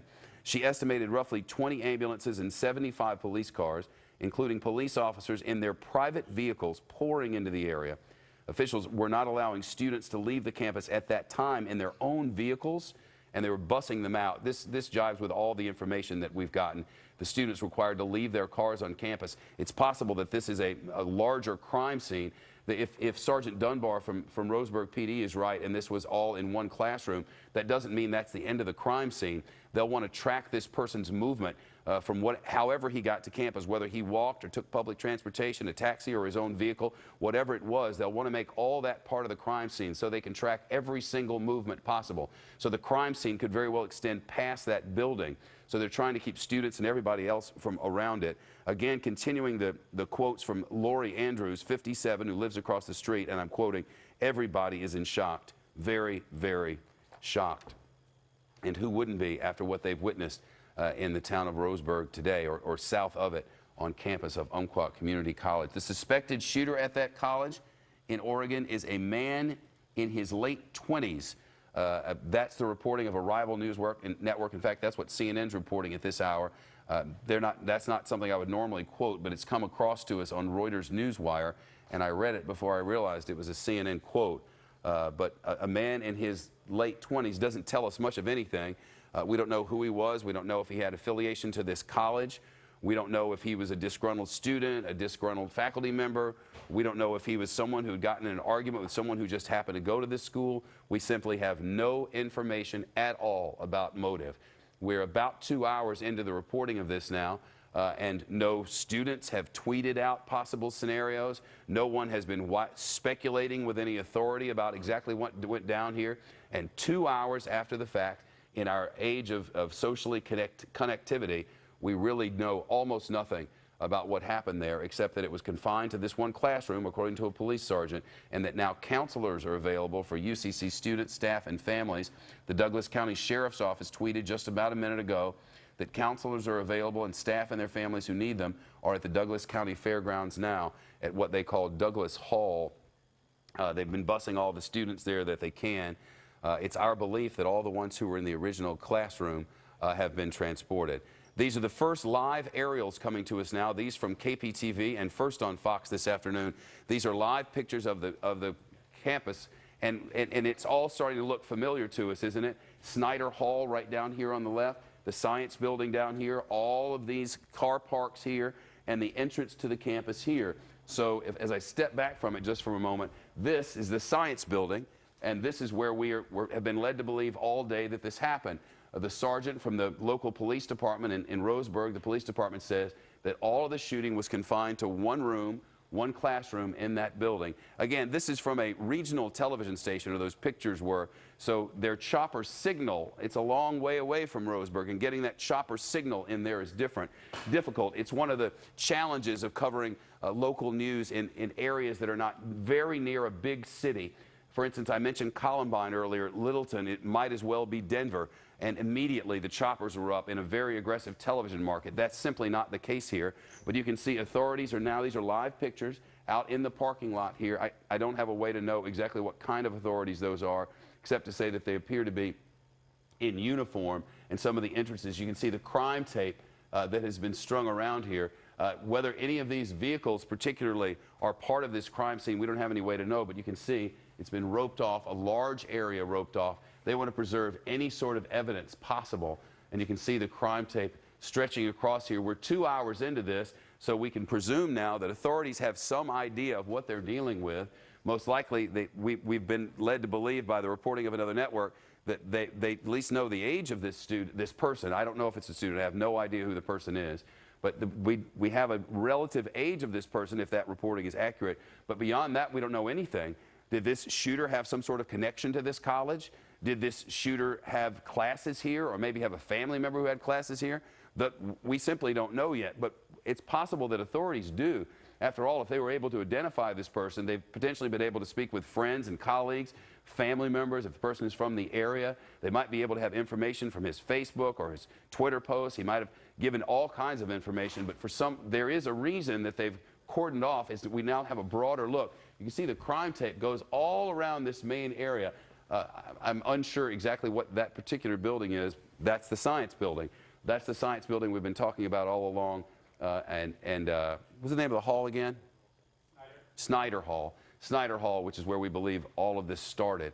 Again, the reporting of the Roseburg police sergeant is that it was all in one classroom, which is entirely possible, but it sort of flies in the face of other information that we had. Oregon Attorney General has now told the Portland NBC affiliate that 13 people are confirmed dead on this campus. Again, that is from the Oregon Attorney General speaking to a Portland television station and confirming now at 3 minutes before 1 o'clock in the afternoon, West Coast time, that 13 people are confirmed dead at Umpqua Community College. And that word coming to us in just the last few seconds from the Oregon State Attorney General.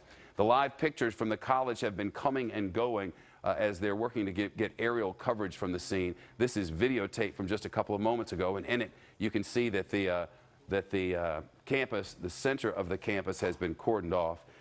Again, the Attorney General has given us further information. The Attorney General now reports that the shooter is dead, that the shooter who wreaked havoc and went on a shooting rampage today at Umpqua Community College outside Roseburg, Oregon, has been shot or is dead We don't know by what means. We don't know whether this shooter took his own life or whether authorities were able to take him down. But the Oregon Attorney General has just told the local television NBC station in Portland, Oregon, that 13 people are dead and that the shooter is dead. Now, if the shooter is dead, it's possible that the authorities have been able to get more information about him. We can see that authorities are out with canine units.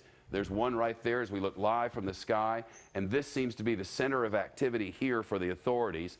The whole center of this campus, we know it's all built around this center fountain here, and that's the building up there, we believe, where all of this happened. That it's all been cordoned off and is a no-go zone. You see, all of the cars are still in the parking lot. That's because they've bussed everyone out of here, and they're trying to keep everyone away from any area where the shooter is believed to have been at any point during the day. Again, this began sometime between, the best number that we've been given is 10:38 a.m. Pacific Daylight Time. So 10:38 this morning, local time. That's when the first call came in that there was a shooter on campus here at Umpqua Community College. We're now, 2.5 hours past that, and the latest word is, definitively now from the Oregon State Attorney General, that the shooter is dead and 13 people have been killed in this massacre at Umpqua Community College. We know that at least 14 people have been taken to area hospitals, one trauma center and one regional hospital. We know that at least 2 people have been severely injured, critically injured, one with a gunshot wound to the chest, one with a gunshot wound to the back. And now we can see that the dogs are circling car after car after car. And normally this would mean they're making sure there is no more danger, there are no bombs or anything else, no more danger to any of the people who have been so traumatized today. Our coverage will continue throughout the afternoon and evening as this part of Oregon has been certainly forever changed. When breaking news happens, we'll break in. I'm Shepard Smith in New York. Our coverage continues now with Your World with Neil Cavuto on America's Choice for news and information on cable. This is Fox News Channel. All right, thank you, Shepard. And a little more than a couple of hours ago, much of this country was focused, at least on the eastern half of it, on a storm that was brewing up the coast, and one that we're told, if it got up to Category 4, could be life-threatening. Then all eyes turned far out west to this small community in Oregon, where we are just learning now at least a dozen people might have been killed in what seems to be a single act of violence in a single classroom. There is so much we do not know. What we do know is that it has happened in an otherwise idyllic community, a little more than a couple of hours from Portland, Oregon. Roseburg, Oregon does not come to mind as a site of anything violent. A former lumber community that now is trying to make a sort of a new money-making advance into winemaking and just a place to go for tourists. Now it is etched in history for something quite unintended. We still don't know what happened here or why a young man described in his early to mid-20s went on a rampage here. What we do know is that he is dead. The situation is now considered complete. In other words, there is no longer a lingering threat, but still so many questions and too few answers. Kendra Gordon was a witness to all of this, a student in the room next to where all of this went down. Kendra, thank you for taking the time. We certainly appreciate it after all you had to deal with. What happened, Kendra? Well, I was sitting in class, and we had first heard the shot, and we didn't think it was a gunshot. We thought it was a firecracker. And then we heard another one. And so one of the students in my class, she went out and checked it. She got shot twice, one in the arm and in the stomach. And she came back, and she told us to lock the door, shut the lights off, and we sat there for 20 minutes. Waiting for police to show up. And it felt like forever until we actually heard police voices. This woman, this friend of yours you knew, she got out of that classroom. Yes, she left to go check what was going on. And after she came back, 2 other students left the classroom and they ran away. Do you know how many were in that classroom, did you say, or any guesstimate as to how many would be in a typical classroom?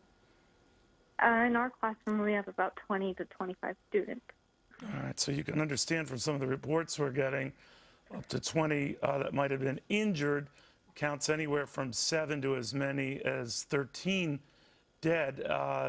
That means almost everyone in that class would have been shot. Yeah. Was your friend shot? Was she also shot? Yes, she was, and they took her into. Once the police showed up, they took her, and she was having a hard time breathing. So I don't know how she is. Now, you were in the classroom next door, Kendra, and I appreciate if any of this gets difficult. You're perfectly in your right to hang up on me. But when this was going on, Kendra, what were students doing in the class you were in? We called the cops, and we called our families, and we prayed. How we are prayed you? that we weren't going to be next. All right. Do you know, was it the only place this happened, only in that classroom? Do you know if the shooter ever left that classroom?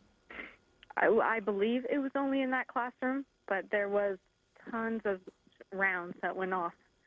I mean, for him to just stay in that classroom and shoot that much, it's beyond me why somebody would want to do that. So, Kendra, did anyone know him? Did your friend or anyone else recognize him? No, when she came back, she couldn't speak. And no one knows who it is. No one knows why he would do something like this. It doesn't make sense. Do you know did he say anything to anyone in that room that you know of? No, there was no words exchanged from either classroom. We just heard screaming and shots. How soon after you and your friends were dialing 911 did authorities show up at the scene? Do you remember? It felt like forever. Yeah. But it probably was only maybe 5 minutes, maybe 10 minutes at the most. I had people calling from California, calling the cops. Amazing. How are you doing right now? I've been better. I've Yeah. definitely had better days, that's for sure. I'm in a lot better position than many of the other families at UCC. It's got to be very That's for scary. sure. It's got to be very scary. Kendra, thank you for taking the time. We very much appreciate it, especially on a day like this. Well, as you've been hearing, it is very hard to quantify what's going on here, let alone to fathom the magnitude of what's gone on here. But this does appear to be focused on one single classroom at one single school. If that rings a bell to a lot of you, it probably should. It was pretty much the same situation at Virginia Tech back in April 2007 when 33 students were killed, largely in one classroom space. Sandy Hook, of course, in December 2012, 20 students were killed. They were preschoolers and kindergartners back then, 6 adults, largely teachers. Columbine, that, of course, April 20th, 1999, 15 killed.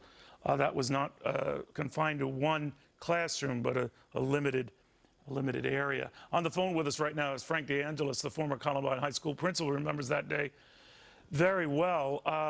I'm sure all of this is bringing back very difficult memories to you, Frank, but we got the information then, as we do now, in drips and drabs here. But one angry guy, you were dealing with 2 angry students. What do you make of how this is being pieced together?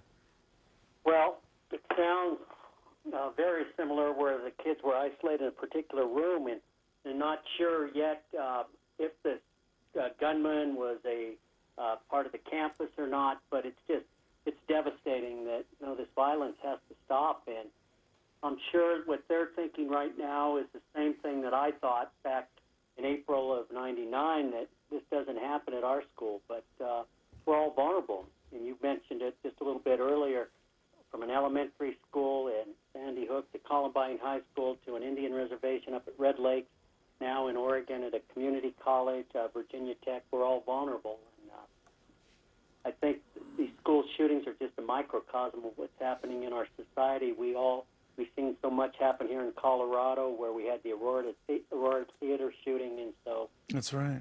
It has to stop. You know, this was a gun-free zone. I don't know what a gun-free zone means, but obviously on the campus, presumably you can't carry weapons, but obviously there was not, or didn't appear to be, a system in place to see if people were honoring that. In the case of Columbine, of course, we know that there wasn't a system in place to monitor what they were doing. But it doesn't seem to make a difference sometimes. What do you make of that? Well, there have been many lessons learned from Columbine High School, and I think a lot of the things that we have in place around the country is actually saving some lives or diminishing the deaths that have occurred. At Columbine High School back in April of '99, the police had something what they called secure the perimeter, and the two killers really had over 45 minutes before the police entered the building. It was after Columbine that law enforcement agents, not only throughout the United States but around the world, started looking at something that was a little bit different, which is engage the shooter immediately. And right now in Jefferson County, what we have at our high schools is we have school resource officers.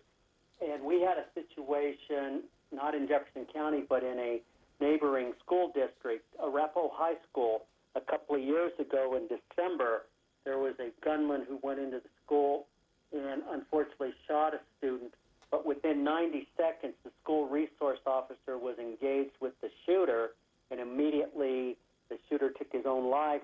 And unfortunately, there was a life that was taken, but many lives were probably spared because of the school resource officer that was on campus. Right, and it was perfectly understandable at the time of Columbine, where authorities didn't know if there, were still victims holed up, and whether the shooters were still running around. They didn't want to risk anything or doing more harm, but we have learned since that incident that the better part of valor is to get involved and get in there immediately.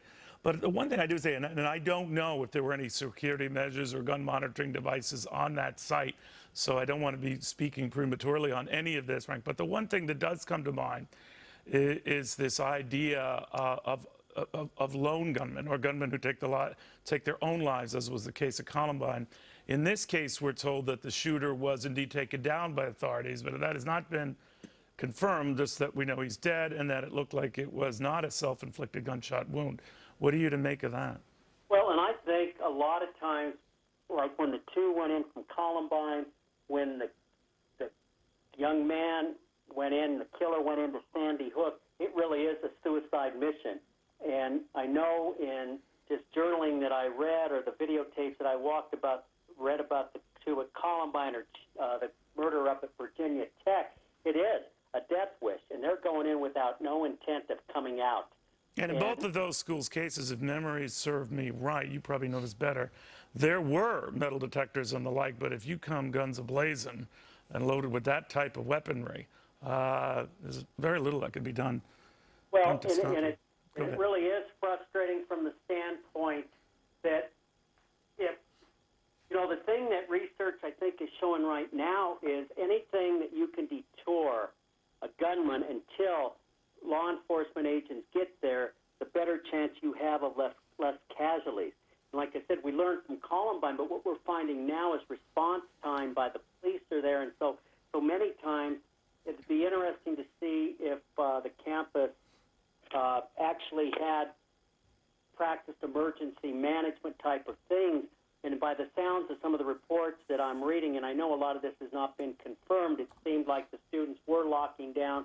And if anything you can do, and I think the one young lady that you interviewed prior was talking about something that we have in place in Colorado and throughout the state standard response protocol, where it's locked, lights, and out of sight. If you can do something to detour, or possibly self-evacuation, which seems like happening, and the last is self-defense until you know police are going to be there to protect you. Yeah, we don't know so much, but sadly we do know that a lot of people have sort of understood the drill they go through in tragedies like this. But thank you, sir, very, very much. Again, we are waiting a press conference that's scheduled at the bottom of this hour, about 20 minutes from now. Oregon's governor, state police are going to detail us on what they know. What we know is sort of, as Shepard was reporting, coming from a variety of different reports and sources, at least 7 dead, though it could be up to 15 dead. There's simply no way to quantify that for sure. We know of at least 20 hurt. So if you just do the basic math on this in a typical classroom that might have upwards of 30 students, this is a community college, that would almost indicate everybody in that classroom was shot, and a good many of them died. We have Justin Dillingham with us now. The Life Flight Network transported one patient from Mercy Hospital to the trauma center. What can you tell us? What can you update on the condition, at least, of that patient? I don't have any additional information on the condition of that patient. We were told that there were at least 2 more patients inside Mercy Medical Center that may need to be transported out. There was some conflicting information about whether or not they had survived their injuries to make it to Mercy Medical Center, but our understanding is they did survive, and at least one of those may be transported out in the future. We have 3 aircraft there standing by should the need arise to transport out additional patients. Justin, maybe you just said this, so I apologize if I'm re-asking. How many have been transported to area trauma centers and/or hospitals for treatment? We have only transported 1 patient from Mercy Medical Center to another trauma center, to Peace Health Riverbend in Springfield. I believe another air ambulance company may have transported out 1 patient, but it sounds like the majority of them are still at Mercy Medical Center. All right, so anywhere, and these are updated reports of 10 to as many as 20 who were injured. Again, I'm not counting those who we've told died in today's shootings. Does that sound about right, that 10 to 20, that many, could have gone to various facilities in and around the school? Those are the numbers that I'm hearing, but I don't have any way to confirm that. I understand. The young person you were transporting, do you know what those wounds were, what they appeared to be? I do not. We transported them to a trauma center, so presumably it would be trauma-related, but I can't confirm that at this point. All right. I appreciate it very much. I know you have a harrowing day yourself, and we appreciate that. You know, there's much we do not know, folks. The bottom line with these sort of things, as they develop, and as Shepard has indicated, you get this coming in bits at a time from all sorts of sources. But again, one thing that does ring a bell, at least in my coverage of these sort of events, is it never happens here. In Roseburg, Oregon, in this community college area, it never happens here. 180 miles south of Portland, Oregon, an idyllic community, beautiful community, former lumber community, now making a go of it in winemaking and like a tourist destination, or they hope to, near the Cascade Mountains, a beautiful area. I've been in this neck of the woods, not exactly here, but again, it does not at least strike you as a place where horrible things happen, but horrible things do happen. Oregon, no stranger to them. Just back last June, a little over a year ago, there was a school shooting there, a troubled 14-year-old teenager taking out his friend before pulling the gun on himself. On December 12th, a similar incident in which a gunman at a mall killed a shopper and then turned the gun on himself. It's a couple of experts here on this. David Katz, the former DEA special agent, Mike Baker, the former CIA operative. We always try to piece this together after the fact. But David, the one thing that we are hearing is that it was localized to a single place, a single classroom. That isn't new, but that seems to indicate a focus on the part of the killer. Yeah, it would suggest that, but you know, as you heard the young lady who you spoke to earlier, she didn't seem to recognize him, and there's been no reports that he's in any way connected to the college. But picking that classroom, my first inclination, yes, there's some nexus to it. And that was the same at Virginia Tech. Right. So we're told that this guy behind the killing, the authorities took down, was in the upper 20s. That struck some as, well, that's a little old for college, but keep in mind, it's community college. It's community college. It's an older group. I know this area real well. Okay, so tell us. College near there for a couple of years, and as you pointed out, Roseburg, it's a beautiful setting, but it's a mix. So you've got an older group of people returning for education. Gotcha. I think the average age is somewhere in the mid-30s, actually. All right, so we shouldn't link too much into those ages, but on the phone with us right now is Chris Boyce. He's the Douglas County Commissioner. Commissioner, thank you for taking the time. What do you know at this point? You know, I probably don't know as much as you guys do. I know that you've been getting calls from students that were on the scene. Right. I'm in the control room in the sheriff's department. I know that we had a tragic event here. We're hearing, numbers, but we don't have them confirmed as far as how many people dead or injured. That's really all I know at this point, other than the threat's been eliminated, and I don't even know what that means. I don't know if the shooter's alive and detained or if he's been killed. I don't know. Now, we have heard, I don't know whether it was from your office or that there is no longer a threat, which seems to indicate that the gunman is dead. There are no other gunmen. Everyone can rest assured of at least that. Is that accurate, Commissioner? I do believe that to be true, yes. All right. And do we know whether the gunman was brought down? There were some indications earlier that he might have taken his own life, but it sounds like authorities at the scene took his life, shot him. I don't know that for a fact. I haven't heard that. Okay, so Commissioner, separately, we talked to this one student, a female student who was in the room next door. Now, she didn't know who the shooter was. The friend she saw who looked like she was shot herself didn't recognize who the shooter was. Does anyone? Yeah, I don't know that at this point either. I haven't had an opportunity to speak with my law enforcement officers or my sheriff who are on scene. I'm in a call center. I gotcha. Well, I'm sorry to pest you with a lot of those questions. They probably seem to be more detail-oriented than anything else. What we do know is the magnitude, as you pointed out, Commissioner, of what happened at this otherwise idyllic campus in Roseburg, Oregon. Back with my guest here in studio, you know, I'm listening to this, gentleman, and I'm wondering, what are we to glean from a community college that I guess in some buildings does have metal detectors, maybe not this one.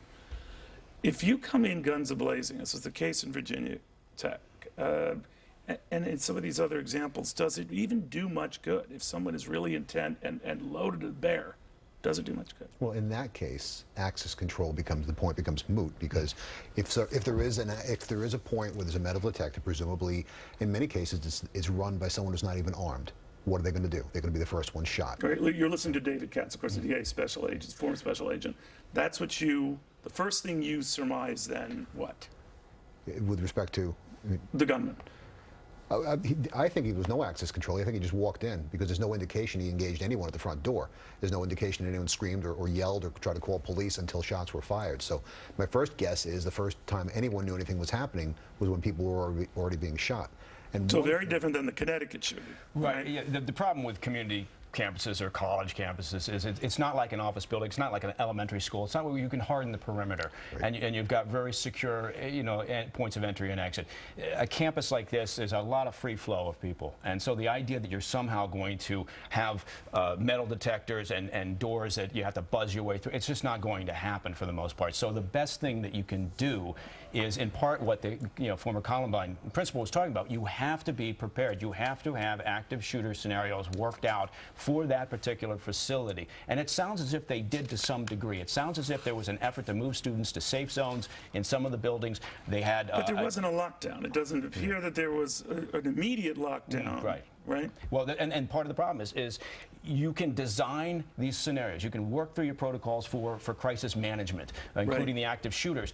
But how often do you exercise them? How well versed are your security personnel and the teachers or the officials that happen to be in that facility?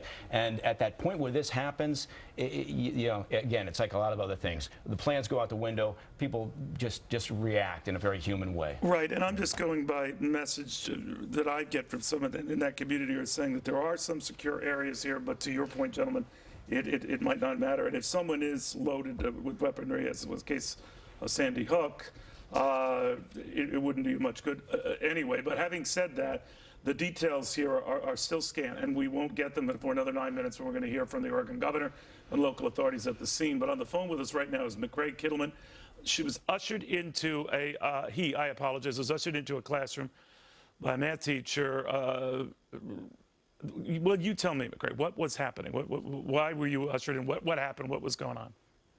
Well, we were all practicing, getting tutored, and just doing regular homework in the building. And then my math teacher, Mike Mateo, he had ran into the building where we all were panicked and told us all to get into the back teacher's computer room as fast as we could, yelling, "Don't grab anything, just run back and hide." Now, how far was this room from where this classroom where the shooting went down? It was almost, not exactly on the other side of campus, but close. Close to the other side of campus, I mean. And so how soon after, or did this math teacher explain to you how soon after the shooting that this was all going on? How soon after did he explain or tell us? To tell you, after. Well, as far as I'm concerned, right after. He just came running in, panicked, and told us to hide. Did you hear anything of the shooting itself, McRae? No, that was one of the most surprising parts, is nobody in the whole room or anything had heard any type of weapon, which really worried me and stuff, because I didn't know if they were using some kind of illegal suppressors or some type of very powerful gun.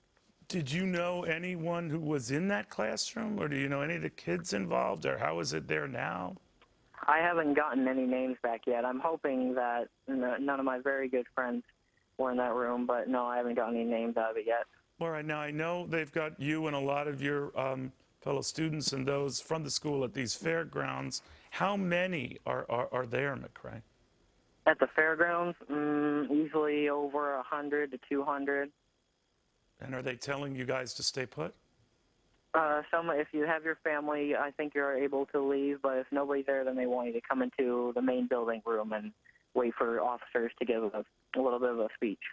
McCray, have you heard that whether any students are still either in a lockdown or holed up in the school itself, or has everyone been given the clear that it's okay to leave? I think everybody's given the clear to leave. And we were all escorted onto buses and taken to the campus, to the fairgrounds.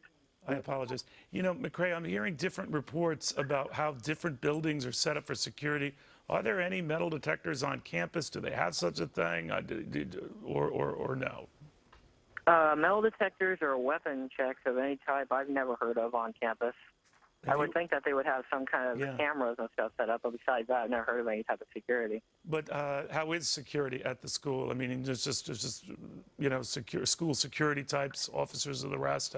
How active are they on campus? That sort of. And I've seen a couple of different officers and golf carts with weapons, and they check the campus every now and then. They do a walkthrough, and it was pretty safe up until now. Yeah, that's what we hear. The area itself. Are you from that area, McCray, yourself?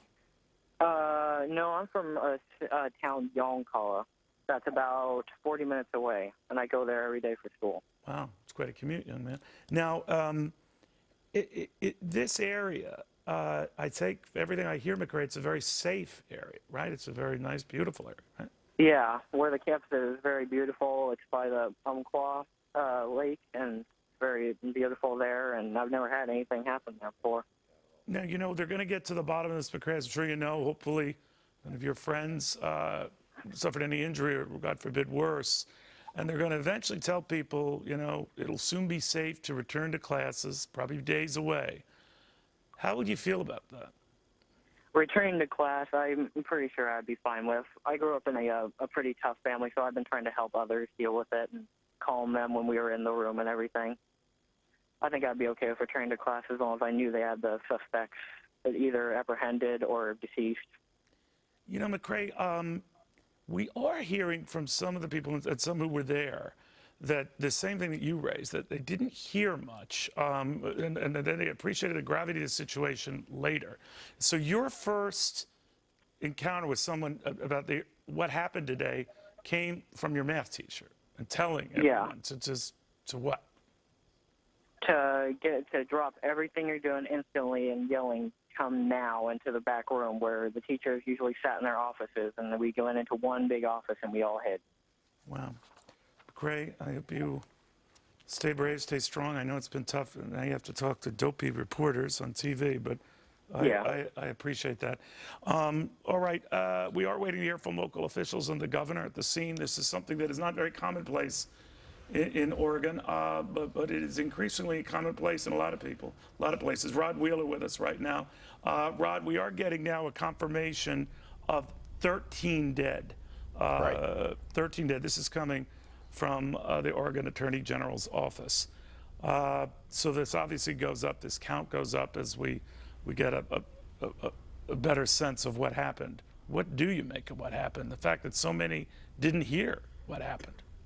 That's right, Neil. Well, let me just kind of quickly tell you and the viewers exactly what the investigators are doing right now as I speak. Now, this is, excuse me, this is actually a very fluid investigation, even though they have already indicated, Neil, that the shooter has been taken out. And some reports say that the shooter is actually dead. But here's what the authorities are trying to figure out. Two things real quickly, Neil. One, who is this individual, and what was the correlation, Neil, that this guy had with that community college? There had to be be some correlation. Now, to go right along with that, the question becomes, were there any warning signs with this one individual whereby maybe this situation could have been intercepted? We don't know that, and that's what the investigators are trying to figure out. In addition to that, if there were warning signs, why wasn't those warning signs communicated? So my sources, Neil, and I've been following this story all afternoon, my sources from out there in Portland are telling me right now that the investigators are really scouring through several social media websites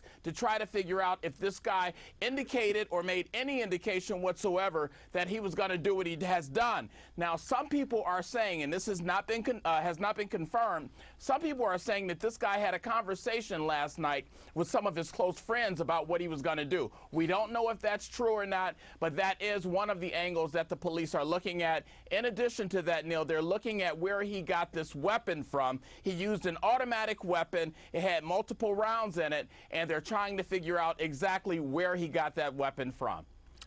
When we notice in some of these aerial shots are taking some live, some not, where they're searching or they have a dog sniffing various cars, what are they looking for? Right, they're looking for any other evidence that could be tied to the events that happened today.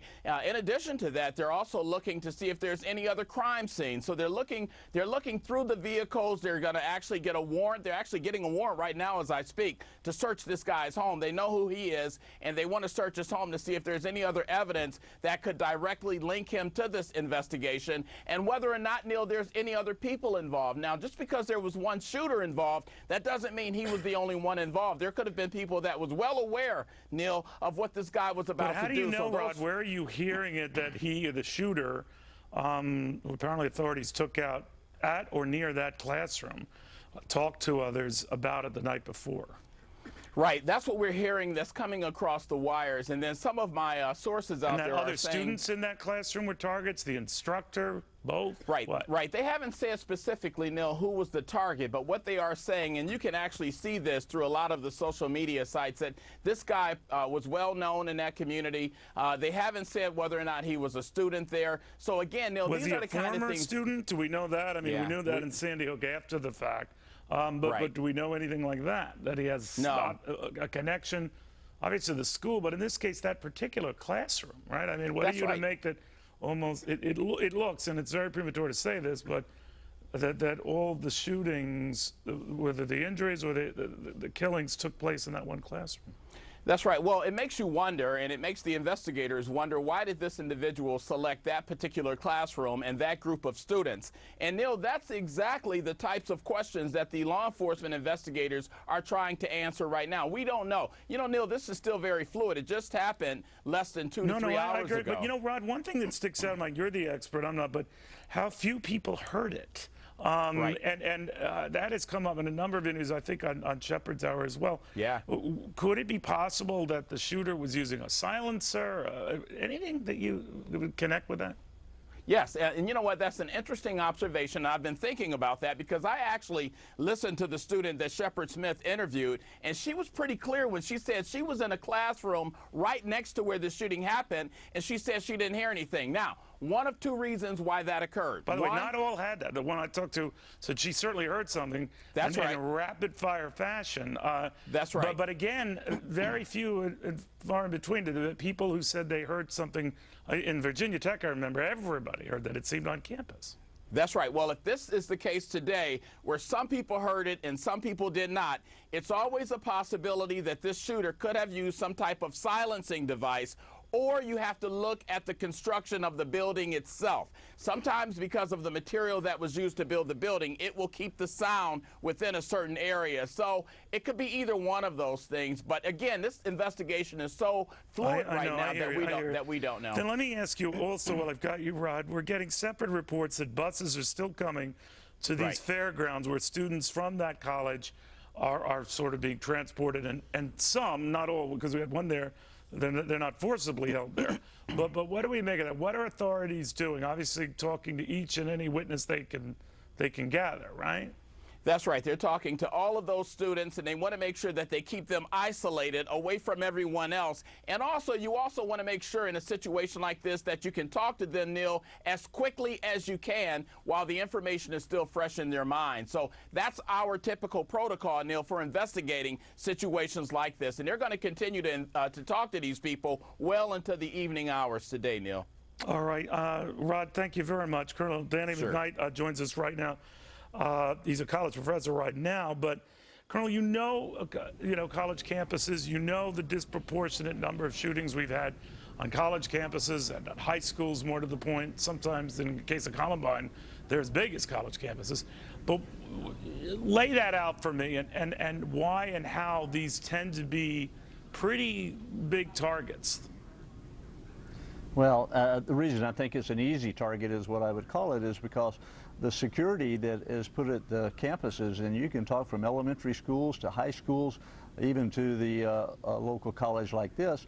And in all honesty, I've had the opportunity to be at all those schools, and I think they do some of the good things, but I don't think we've taken it serious enough to put enough security at these schools. And Neil, that's a big deal. You know, I've got grandkids that are 4 years old, 5 years old, and I worry about their future going to school. I'm wondering if I'm going to have to be their bodyguard when they go. Well, you know, Colonel, the twin issue with that is then do we want to make all our schools like mini Fort Knoxes? I mean, there is a balance, I guess. It sounds to me like that there was some security on this campus, but as far as metal detectors, depending on with whom you chat, not many. Again, we can't confirm that. I'm just going by anecdotal evidence, courtesy some of the witnesses at the scene. But should there be? Because they often don't necessarily do the job. If someone is intent on doing harm, they can either bypass those security systems or literally blow them away. And you're right, but we've got to find a way to do more than we have done because this happens too often. And it's unacceptable that our people in the United States of America can't go get their education without worrying about it. And I think there's a limit in terms of how much we need to do. Yes, not too much, but we need to do more than we're doing. And I've done it, been in many high schools here locally and at the college campus, but mainly the high schools, and they don't have but one school resource officer. That is not enough to provide the protection when you got multiple ways to get into a school. Yeah, I hear you. Colonel, thank you very, very much. In times of war, domestic and otherwise, you're a great resource. Back with Mike Baker, the former CIA operative, and David Katz, the former DEA special agent. Guys, you've been hearing a lot of this throughout the broadcast, and one thing that always strikes me is if the killer was brought down by authorities, and presumably very quickly after all this started, the one thing that I'm not quite understanding is why and how so few heard what was going on. One thing about classrooms, they're designed to keep noise in. You're teaching. So you don't want interference from the classroom next door. You're showing a video, you're doing a lecture. And plus, if you look at most college campuses, but you would hear gunfire, right? You'll hear unless you're really close. You'll hear muffled gunfire. Small arms fire is really loud in the room. So that one girl outside, we talked to, the female student who did hear some multiple rounds, but she was in the classroom next door. And she referred to it sounding like a firecracker. Yeah. Right. And this is also a spread out campus. Right, so you know, there's the chance you're talking to students that, whereas that one young man said he was across the other side of campus. And heard nothing. And heard nothing. And so that's not uncommon. It's interesting that Rod mentioned what type of weapon. I'm not sure where he got that information about an automatic weapon. It may just be a broad term. I personally would be surprised if it was actually an automatic weapon. Let's tip in. Pam, I think we have a local official talking on a local affiliate. Can we listen in? Tell them to take some exact pictures. Okay, hold on.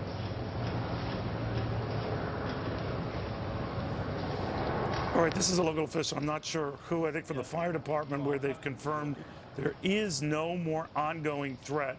So to stand down, there's not much more that anyone can do, but the danger has passed. Now, that is of little comfort to those who've lost loved ones today, upwards of at least 13. Upwards of 20 that were injured. We're going to go back to this when the sheriff is ready, but you were saying about the shooter as well. Obviously, he knew where he was going.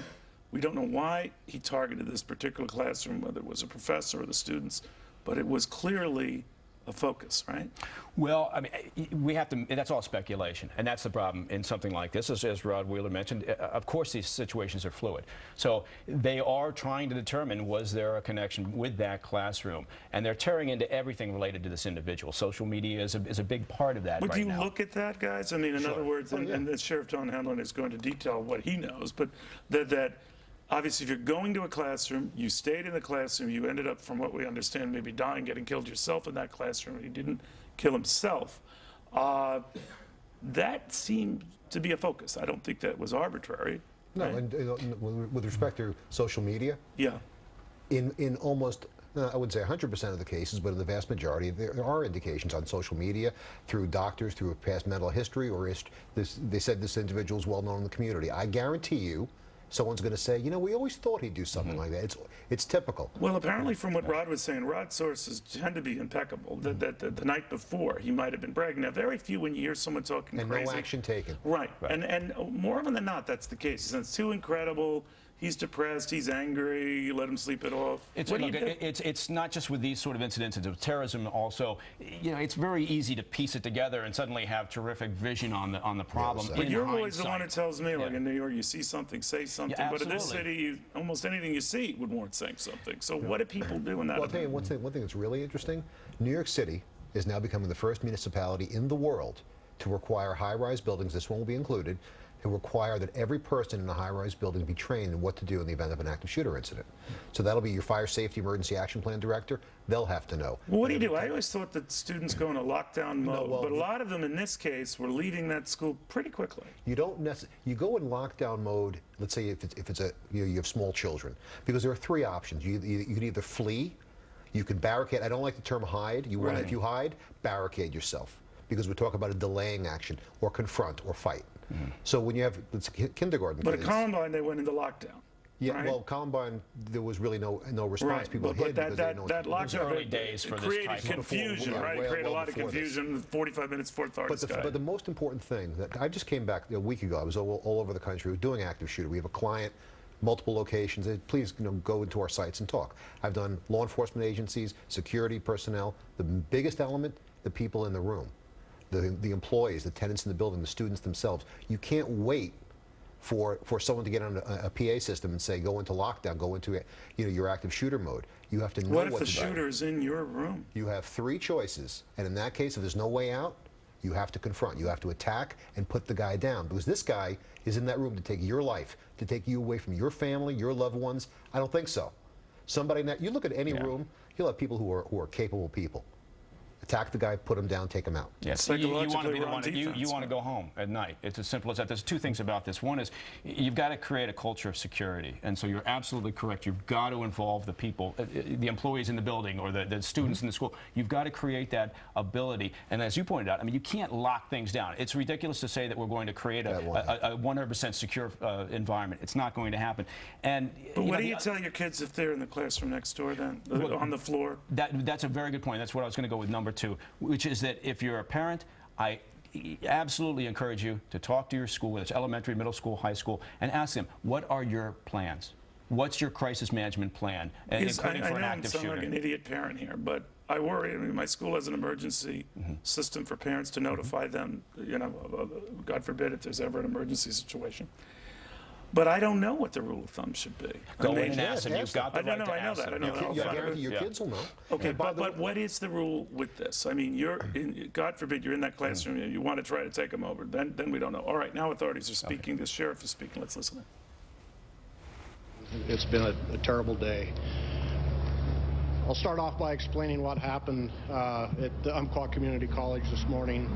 At approximately 10:38 this morning, the Douglas County Emergency Communications Center received phone calls from the college reporting an active shooter in one of the classrooms at the college. Officers from around the county immediately responded to the college, and upon arriving there, they located the shooter in one of the buildings. Officers engaged that suspect. There was an exchange of gunfire. The shooter threat was neutralized, and officers continued to sweep the campus looking for other threats. We have confirmed that there is confirmed injuries and there are confirmed fatalities. And at this point, it is a very active scene. It's a very active investigation, and that is really all at this point that I am prepared to share or that I can share. The Oregon Attorney General said 13 dead. Can you confirm that? I cannot. I've heard varying numbers, and I don't want to report on a number that is inaccurate. I can tell you that we have got a tremendous amount of law enforcement help.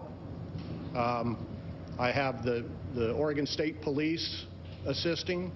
We have all the local agencies, including the Roseburg Police, some of the other smaller municipalities, the Sheriff's Office, the FBI, the U.S. Marshal Service, a lot of support in this investigation.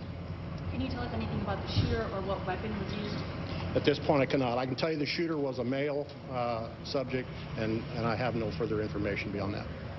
Can you confirm if he's alive or dead? The shooter is deceased. Can we confirm how many wounded? I'm sorry? Can we confirm how many wounded? I cannot at this time, no. What is this like for your deputies in a community this size where everyone knows someone on the campus? I'm sure it's very frightening for a lot of people that were responding.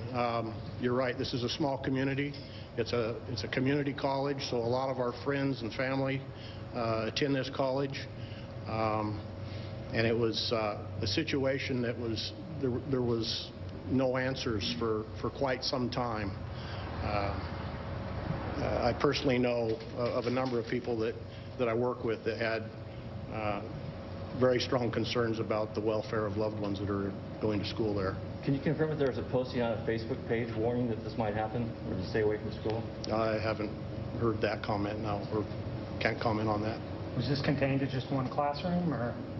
At this point, I can't tell you that. It's under investigation, and I don't know. Can you tell us where he was shot? I mean, what part of the campus? Was it in the classroom where the shootings occurred? Where he was? Yeah, where he was shot. I don't know at this point. I know officers engaged him somewhere near a classroom, but I can't tell you if it was in the classroom or outside of the classroom. Do you know if he fired on police officers? My understanding is yes, he did. And is it 13 dead in the shooter or I didn't say there was how many fatalities there were at this point. I don't know. The shooter is deceased. Can you confirm? I can tell you again. I have the district attorney here, and we have activated the major crimes team, and so along with the major crimes team and the other agencies that I mentioned, we will be conducting a thorough, and I'm sure it'll be a rather lengthy investigation into why and how many and all the answers that we can possibly Sheriff, determine. can you tell us, are those helicopters taking people to the hospital, or? No, I believe they're press helicopters. I don't know. One more time with the type of weapon. Are you saying it's a rifle or a handgun or anything like that? I don't know. Sheriff Hanlon, was it in the science building, the majority of it? I don't know that. Sheriff, there's a national spotlight suddenly on Roseburg. For people who may not be familiar with the community, can you just talk a little bit about Roseburg so people nationwide can understand what kind of place this is? And Sure. Douglas County is a timber community. We have roughly 107,000 people that live in the county here.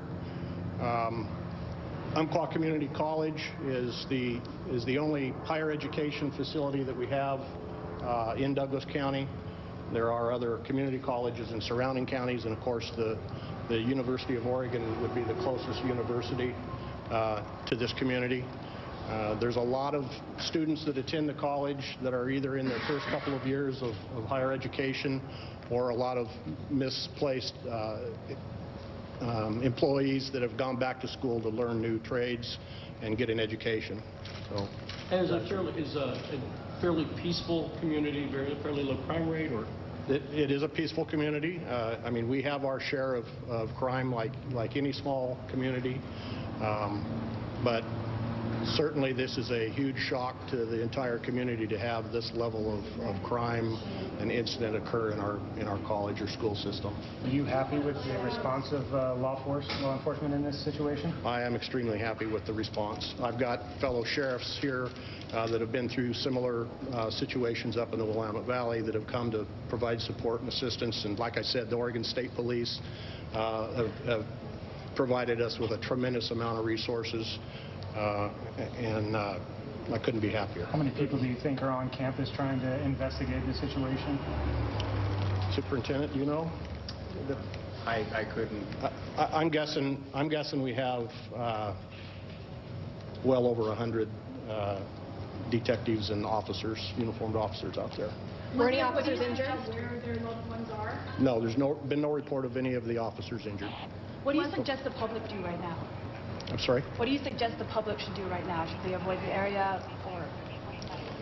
My suggestion is that they think of the family of the victims and be aware of their anguish and think of them first. The families of the victims are the ones that are going to have the most difficult days ahead. Were there any deputies on campus when the incident occurred, or was OSP the first having an office here? I'm not sure. I'm not sure which officers arrived first. There was 2 or 3 of them, I believe, that arrived about the same time. Do you have reason to think that there might be explosives, or that there was a reason to sweep the whole campus? Yeah, that is part of the investigation to try to determine if that's a threat. We haven't had any indication that it is at this time. And is there any indication that there's anyone else involved in the shooting? That it's too early in the investigation to make that determination. Do you have armed security guards on campus? Do what? Do you have armed security guards on campus? No, I do not. Does Douglas County still have a SWAT team? They did sometime. We have a tactical response team, yes. Were they the ones who shot? No, it was the responding officers that got there first. Have families been started to get notified about the deceased in this incident? That I'm not sure at this point. Do you know whether was the shooter a student at the community college? I'm sorry? Do you know whether the shooter was a student at the community college? I do not. Have the local hospitals been able to handle the casualties, or do they had to go elsewhere? That'd be a good question for them. I haven't heard how overloaded they've been with the injured. I did hear rumor that a couple of the patients were shipped to other area hospitals or out of area hospitals. And practically, do you have a PIO and do you have another press event scheduled after this? I do. Corporal Hudson is here in the crowd, and he will be putting out more information as it becomes available. What's kind of the next step in the investigation? Currently, we've got more of the compound to do a thorough search of. We have to process the scene or scenes where the shooting occurred. We have a parking lot full of vehicles out there that we have to process and search. And obviously, we have just a ton of interviews to conduct. Just a moment. My PIO wanted to... Say 3 o'clock back here. 3 o'clock back here for an update. Can you tell us when residents in the neighborhood will be able to go back to their homes? At this point, I can't tell you, but... dismay and heartbreak at this tragedy at Umpqua Community College. Facts are still emerging. We know now there were casualties and confirmed injuries. Our top priority now is the medical treatment for victims and the security of the campus. We have confirmation that the shooter is deceased. He is a 20-year-old male. Our thoughts and prayers are with the victims and their families. We are holding the community of Douglas County in our hearts today. The work that first responders have done is harrowing. To our first responders, thank you for your work as this community reels from grief. I am leaving now to head to Roseburg to be with the community there. Oregon State Superintendent Rich Evans is here to make additional remarks.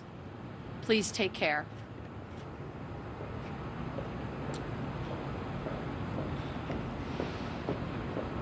The first 911 calls came in the Roseburg area at 10:38 this morning. All law enforcement in the area responded immediately to the campus. The active shooter was engaged by law enforcement and later confirmed to be deceased. Our number one priority right now is to make sure that the scene is secure and the victims are treated, and making sure that we have a complete crime scene, and that we continue to make sure that there are no additional threats. The Oregon State Police is combining with all the local law enforcement, including the Douglas County Sheriff's Office, in making sure that we are doing all the things that the community needs us to do. We have set up a command center. We have set up an additional area for media relations. Our PIO is there, Lieutenant Bill Fugate, to assist you in the future. We're working through a family unification center. As we know, the families in these type of events become very frazzled, and they continue to make sure that we're communicating what we need to with them as we move forward. I would like to remind the media that these scenes are very dynamic and they change. Our number one priority is making sure that all victims are safe, and so additional information may take some time for us to make sure that we can get that information accurately to you, but our number one priority right now is making sure that we take care of the victims, the families, and the community of Roseburg. I would like to thank the first responders that responded today in a timely manner, and thank you. I'm sorry, we're not going to be able to take any more questions today. So there's a command center in Roseburg, and hopefully we'll be able to talk with you there. All right, we're getting a little bit more on this. That the shooter, the assailant, or the alleged assailant, was a lot younger than thought, 20 years old, and he was killed not too far from the classroom scene. We're also getting some reports of what was going on in that classroom at the time. Courtney Moore, and this is coming from the local newspaper, the News Review. She was in her writing 115 class in Snyder Hall when a shot came through a window. She saw her teacher get shot in the head. The shooter was inside at that point, and he was telling people to get on the ground. Now, the shooter then was asking people to stand up and state their religion. Then he started firing away. We don't know what prompted that. All we know is that that was among some of the things that was going on. Can you imagine in that harrowing classroom? Trace Gallagher with more. Trace, what are we learning?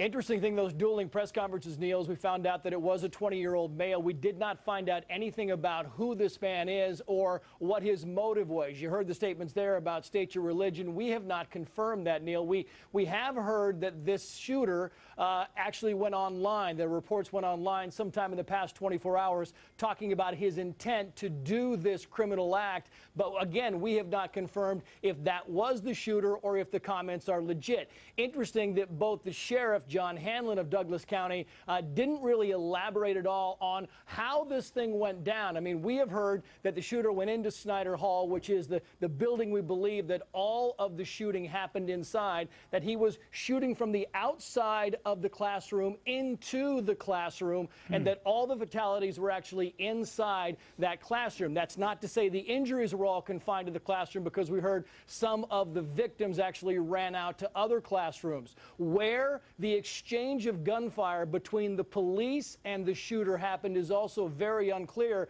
but we did learn from the sheriff there was an exchange. He did fire on police. Police fired back, and he was deceased, or is deceased. And now we're in the process, Neil, of getting a search warrant for the shooter's apartment so they can go there and try and clear that. Remember, the Aurora movie theater shooting, his apartment was booby-trapped, so officials, of course, being very, very clear and methodical about their search of the grounds. Thank you, Trace. And that story that I reported was coming from the News Review. It's a local paper, and again, we can't confirm that, but it does echo some online sites that had indicated similar type of activity, religious-related questions. Victoria Hawk's two grandsons on campus were in the library building at the time of this shooting.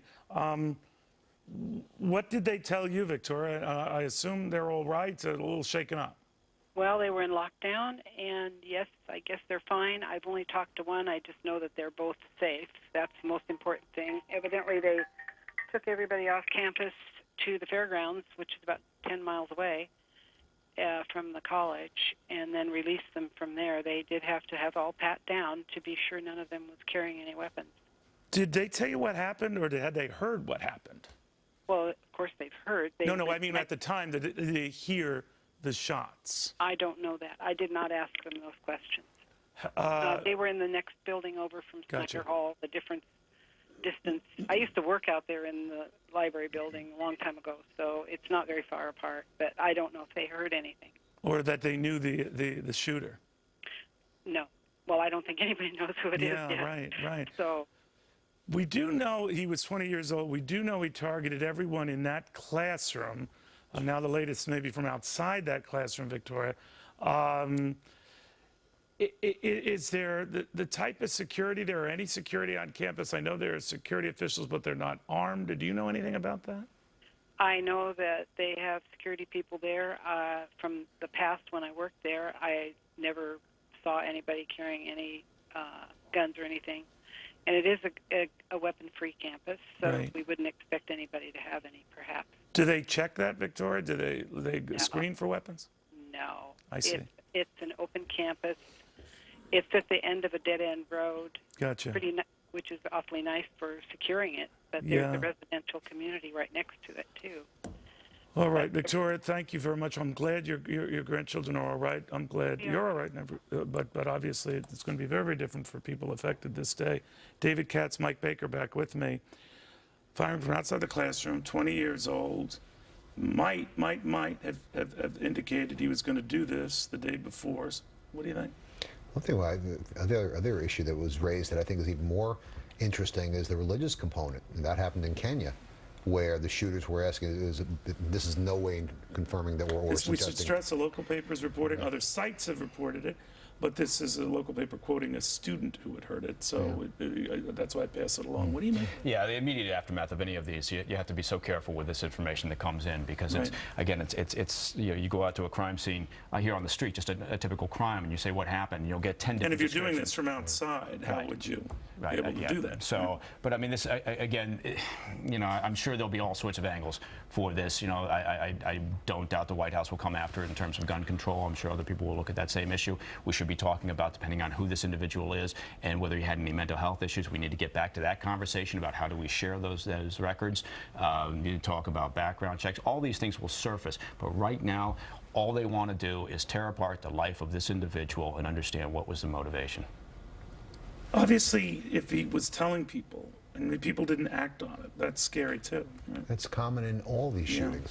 It's almost the aberration where someone says, I have a friend of mine who's saying he wants to do this, and then they take action. And in other cases, people have rang the warning bell, the police knock on the door, and basically, are you going to shoot the school up tomorrow? Yeah, nope, not me. There's a lot we Nothing's don't know. done. There's a lot we don't know. What we do know is that at least 13 families are now going to have to be planning funerals, and a lot of them have not been notified whether their kin were involved in today's tragedy, to say nothing of 20 others who were injured. So much the rest of the world has to get into. Imagine being them, trying to get into this. Here's Shep. Neil Cavuto, thanks very much. I'm Shepard Smith with breaking news from the Fox News deck, and we're going to lead today with some of the most disturbing things I've ever read. We're very careful to report what witnesses have said, especially when it involves religion and activities like have happened today. We know a number of young people have been murdered on a college campus, and now we're getting some clarity about what happened. According to multiple reports, and now the reporting in the last 12 minutes of the New York Times newspaper, and I quote, a witness said the gunman asked about religion, and I quote, Courtney Moore, an 18-year-old from Rogue River, Oregon, was in her Writing 115 class at Snyder Hall, where all of this happened, when she heard a shot come through the window. She said she watched as her teacher was shot in the head. The gunman was inside the building at that point, she said, and was ordering people to get on the ground. Ms. Moore said that the man asked people to stand up and state their religion, and that then he began firing. Ms. Moore said he was on the floor, or that she was on the floor with people who had just been shot. We do not know the death toll. We know that the sheriff of the local county, clearly 2.5 hours after the shooting began, came to the microphones and said he could not tell us how many people were dead, could not tell us in how many classrooms the shooting happened, could not tell us in how many buildings they went down, could not tell us the number of injured. But the governor of Oregon has now told us that the gunman was 20 years old. And authorities have explained, including the Attorney General of the state, saying 13 people are dead. And officials say the shooter was shot and killed by police as well. After the now we know 20-year-old gunman opened fire at Umpqua Community College in Roseburg, Oregon. We've been saying Roseburg, it's Roseburg. Officials say the gunman was this 20-year-old man. We don't know his ties, but we do understand that some sort of warning had been placed, if not on Facebook, as suggested in that news conference, on 4chan has been discussed earlier, but the details of that will come. The specifics are immaterial at this moment. The school, Umpqua Community College, is located about 180 miles south of Portland. We first heard reports of a shooter on campus 10:38 a.m. Pacific Daylight Time, 1:38 p.m. Eastern Time, and about 3.5 hours ago. Images from today show police patting down students and checking bags. The FBI reports it's sending teams to help. Officials say the threat is over. Officers from around the county immediately responded to the college, and upon arriving there, they located the shooter in one of the buildings. Officers engaged that suspect. There was an exchange of gunfire. The shooter threat was neutralized, and officers continued to sweep the campus looking for other threats. Trace Gallagher with further details live from our West Coast News Hub. Trace? We had the dueling news conferences there, Shep. We had first the sheriff there, John Hanlon from Douglas County, and then the governor, and both of them gave us very little information, which is surprising, some 2 hours and 15 minutes after the news conference. The thing the sheriff did clarify was the fact that there was an exchange of gunfire. The police officers, the first police officers who arrived on scene, not the SWAT team, not special units, the first 2 or 3 police officers who arrived on scene actually exchanged gunfire with the shooter, and the shooter was killed. What they didn't elaborate on, Shep, is where the shooter was in the building. We understand that he was in Snyder Hall, or very close to Snyder Hall, where we believe all of the shooting took place. In fact, the fire department earlier told one of the affiliates that, in fact, the shooter was outside the classroom, a single classroom, firing inside the classroom, which is where all the dead bodies were found. And apparently, we're told that some of the victims came out and they were in other classrooms, but all of it confined to Snyder Hall. The governor would say that he is 20 years old, and there are reports that you read on the New York Times about him saying, stand up and state your religion. We haven't confirmed that, but we're also investigating reports that sometime in the past 24 hours, somebody went online to a website and posted a warning. In fact, the exact warning was, don't go to school tomorrow in the Northwest. Now, that was posted by anonymous. Trace, I'm interrupting because we're getting local eyewitness reports. Let's listen. KEZI television, listen. And there's a lot of question at this point about who those people are that may have been killed or injured. I just spoke with a couple of people who are looking for their brother. They haven't heard from him. They know that he was in Snyder Hall. So as you can imagine, they are certainly concerned. I'm also here with Sarah. She is concerned about somebody that she's been looking for.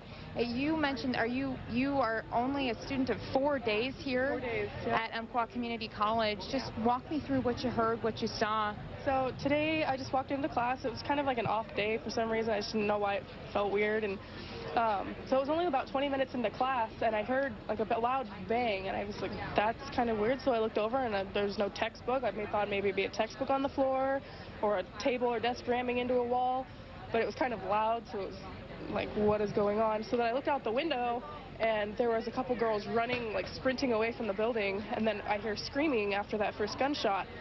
And then I looked out and I saw the people running, and I said to the teacher, we need to get out of here right now.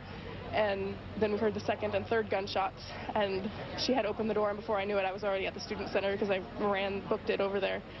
And I stayed in the financial aid area for the lockdown and stayed there until we were told that we could come out of that spot, but we had to stay in the building that we were in. We couldn't leave the building at all.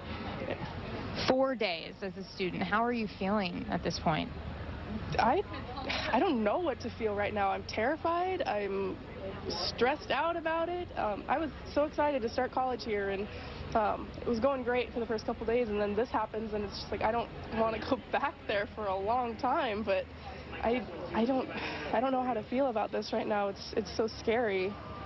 And you're also looking for a friend of yours who also goes here? Yeah, there's a friend of ours.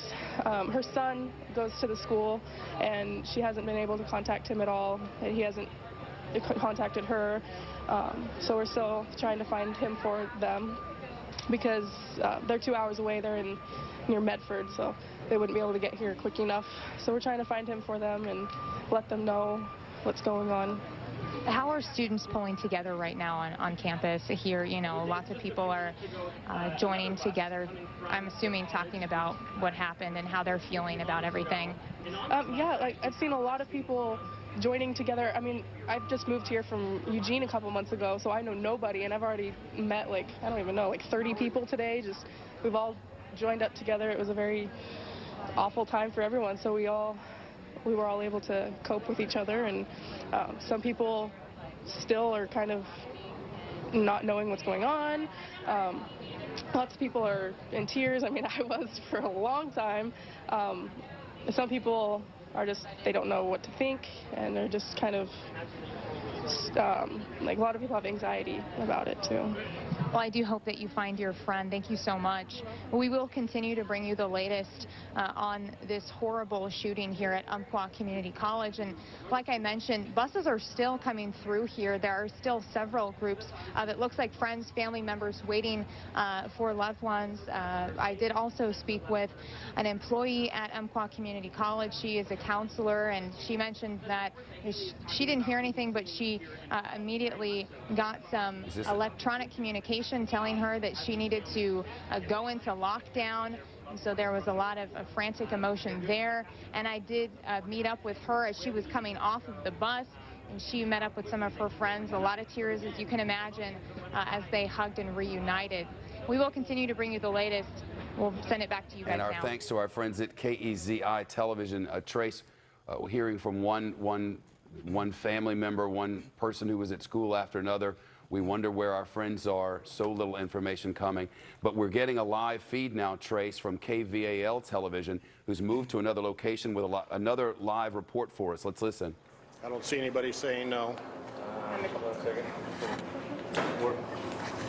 Hey, we're about ready to go live. Okay, we got a picture? What world is that in New York? Okay, so can I stay in line with you? Okay.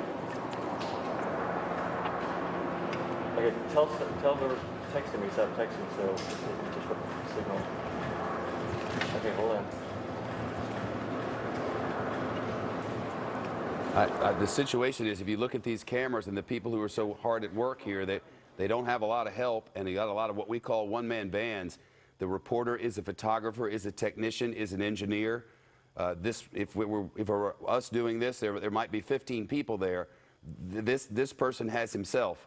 So they're trying to get hooked up for live reports and making sure that their neighbors have time. But the bottom line is, we're hoping that the sheriff will have a little more information for us than he did just a few minutes ago. I know anybody watching us from the area there in Oregon is hoping so.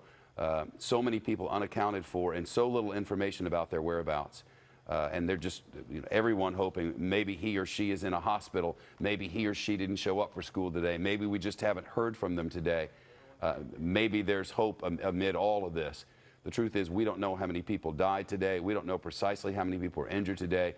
And frankly, we don't know the exact motive or identity of whoever did this.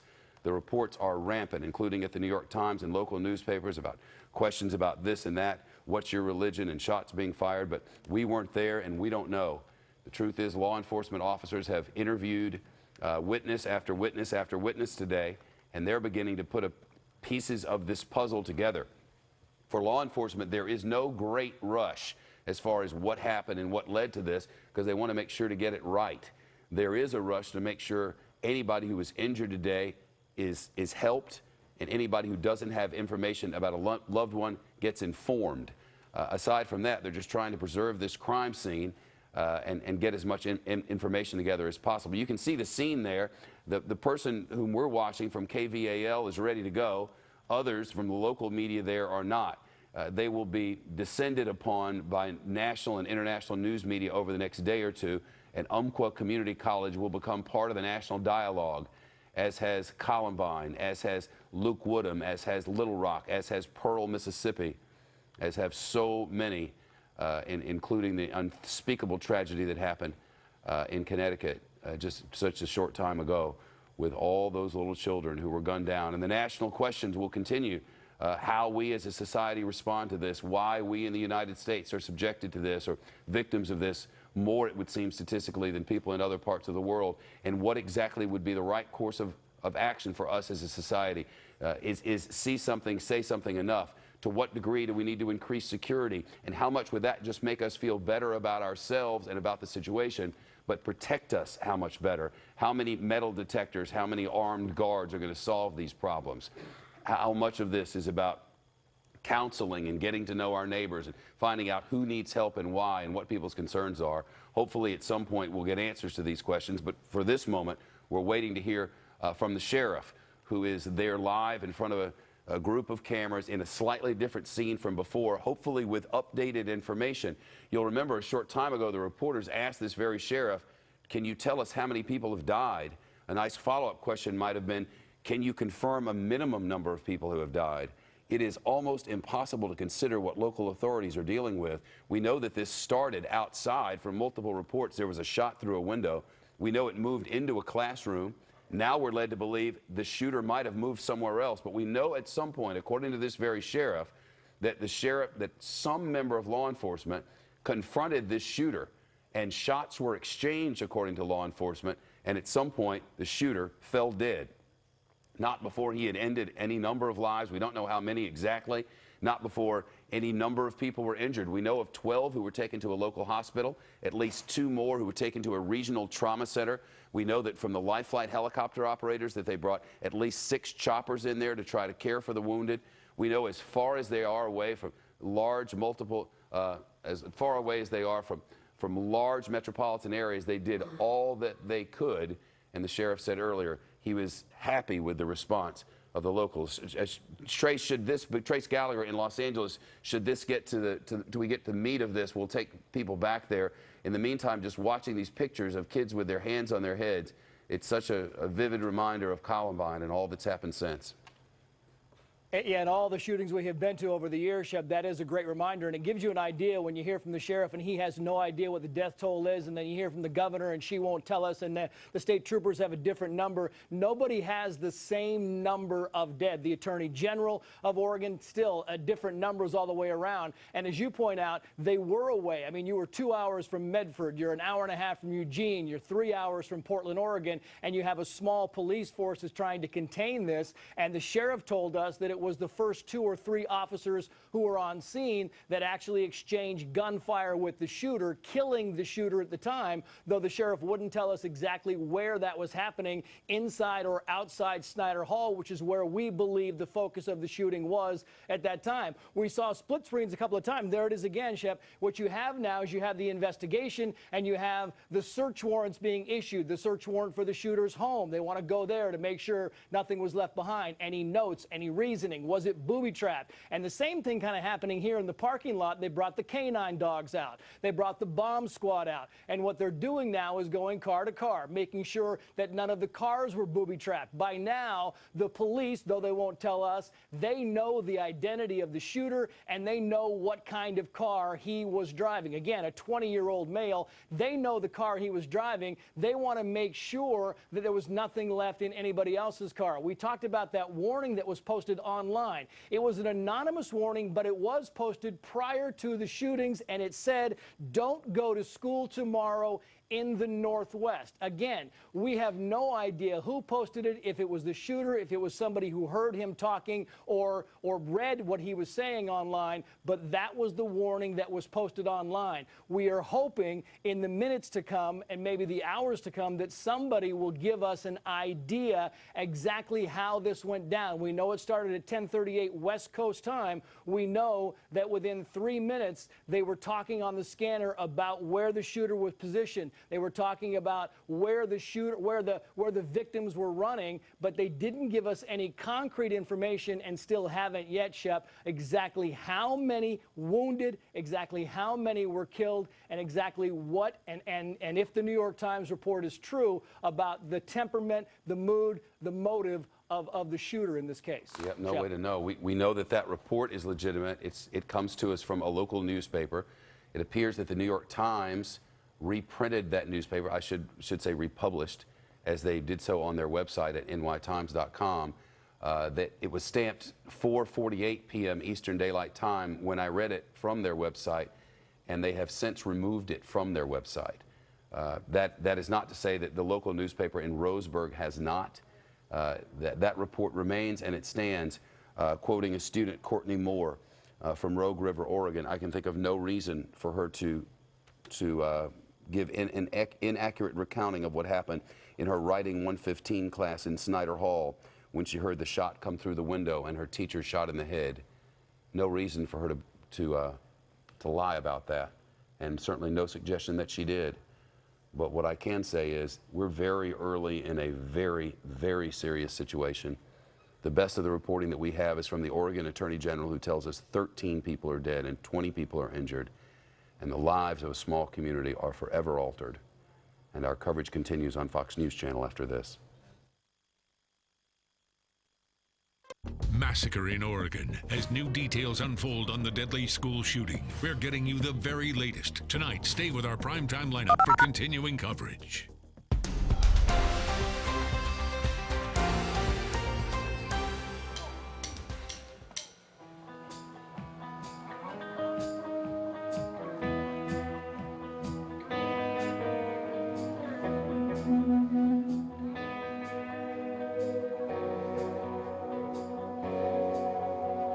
Broken clock is a comfort. It helps me sleep tonight. Maybe it casts out tomorrow from stealing all my time. And I'm here still waiting, though I still have my doubts.